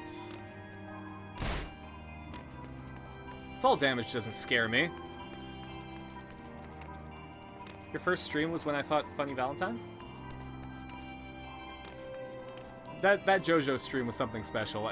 A lot of people really liked that. Yeah, and Pepper, you followed a few hours ago. But, like, if I keep this going long enough and you follow, like... I think that's a really fun tool to see, like, how long it's been. Because in some streams, like, people do the follow age thing, and they've been following for, like, 6 years. Like, that's me with my friend Tom, but we did Anime Bomb together, so...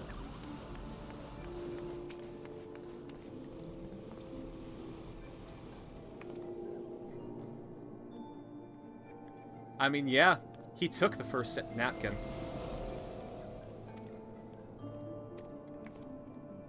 I mean, hey, Justifies, it's almost been a week.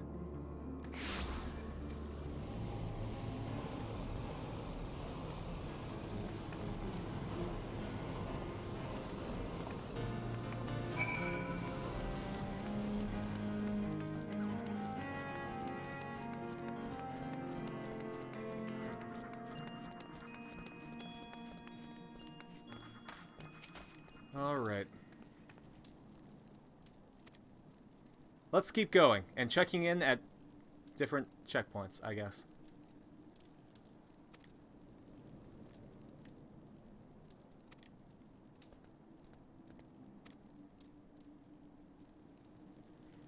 Alright, well, we're going to engage in combat, so...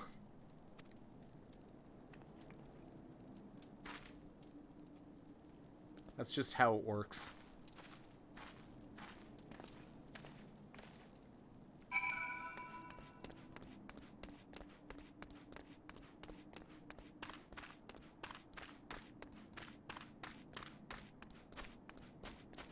Alright, Arya. Who am I gonna have to fight? Hey, how about that?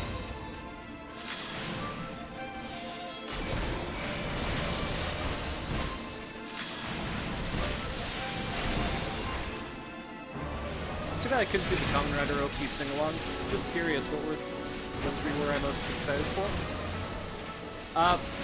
So I was able to do the Kamen Rider karaoke, but on YouTube. I just didn't have enough following for people to go on different platforms, so it didn't quite work out. I'll probably wait a little bit longer for that. I need to heal. I need to heal! But I was really excited to do Almighty, since I'm good at Almighty. Blade Brave was, like, it's a fun song, but I'd never watched Blade, so I was kind of scared for that one. And, I was scared for Next Level. Next Level has a weird rhythm to it that I just can't.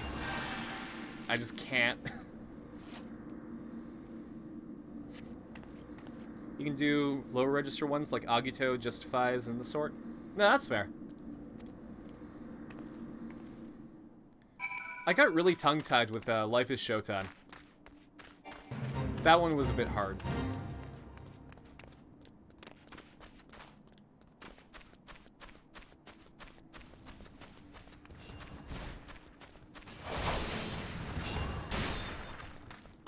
I was actually really surprised how well I did with Climax Jump, especially since, like, you pretty well need, like, a backup person for that one. Just Live More was also a hard one because it is a duet. You can't do it as a not duet.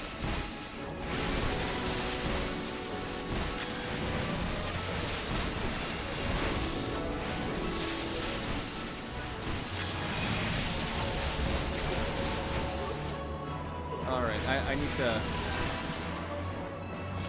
cure myself to stay alive.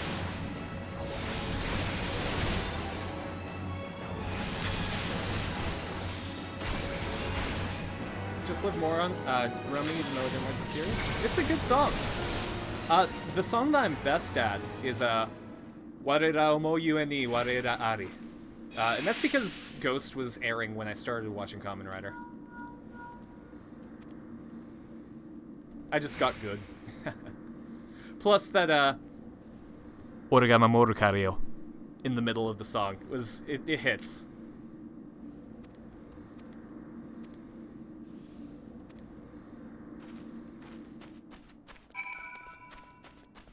Alright. So it's been like 3 hours. I think we'll finish off this quest and then call it. If that sounds alright.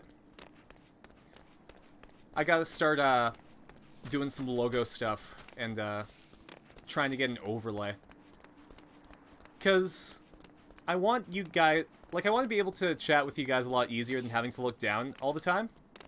But in order to do that, I need an overlay to manage everything so that there's just not a black void between everything.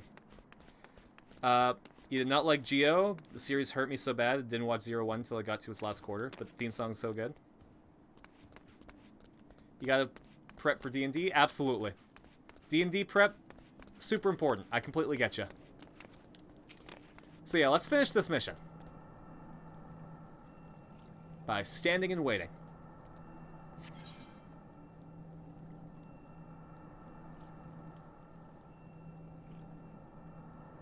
Okay, never mind. I need to be level 62 in order to do this. So what we're going to do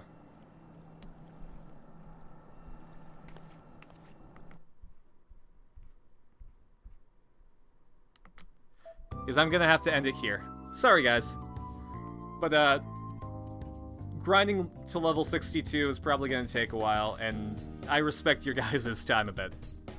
But thanks for joining me. I think that this stream is gonna push me over the edge to affiliate. So I'm gonna start doing some more experimental stuff because I don't have to worry about viewership. And we'll have a lot of fun. Monday, we're gonna be doing some more Kingdom Hearts. Wednesday, we're gonna be doing some Final Fantasy VII Remake. And maybe on Sunday, we'll have another Jackbox stream. Have a nice day too, Pepper Shaker. Thank you so much for following me earlier on. I hope you enjoy the streams to come. And yeah, I guess now is the era of experimenting with what I want this stream to become. So I'll catch you guys later. Thank you so much.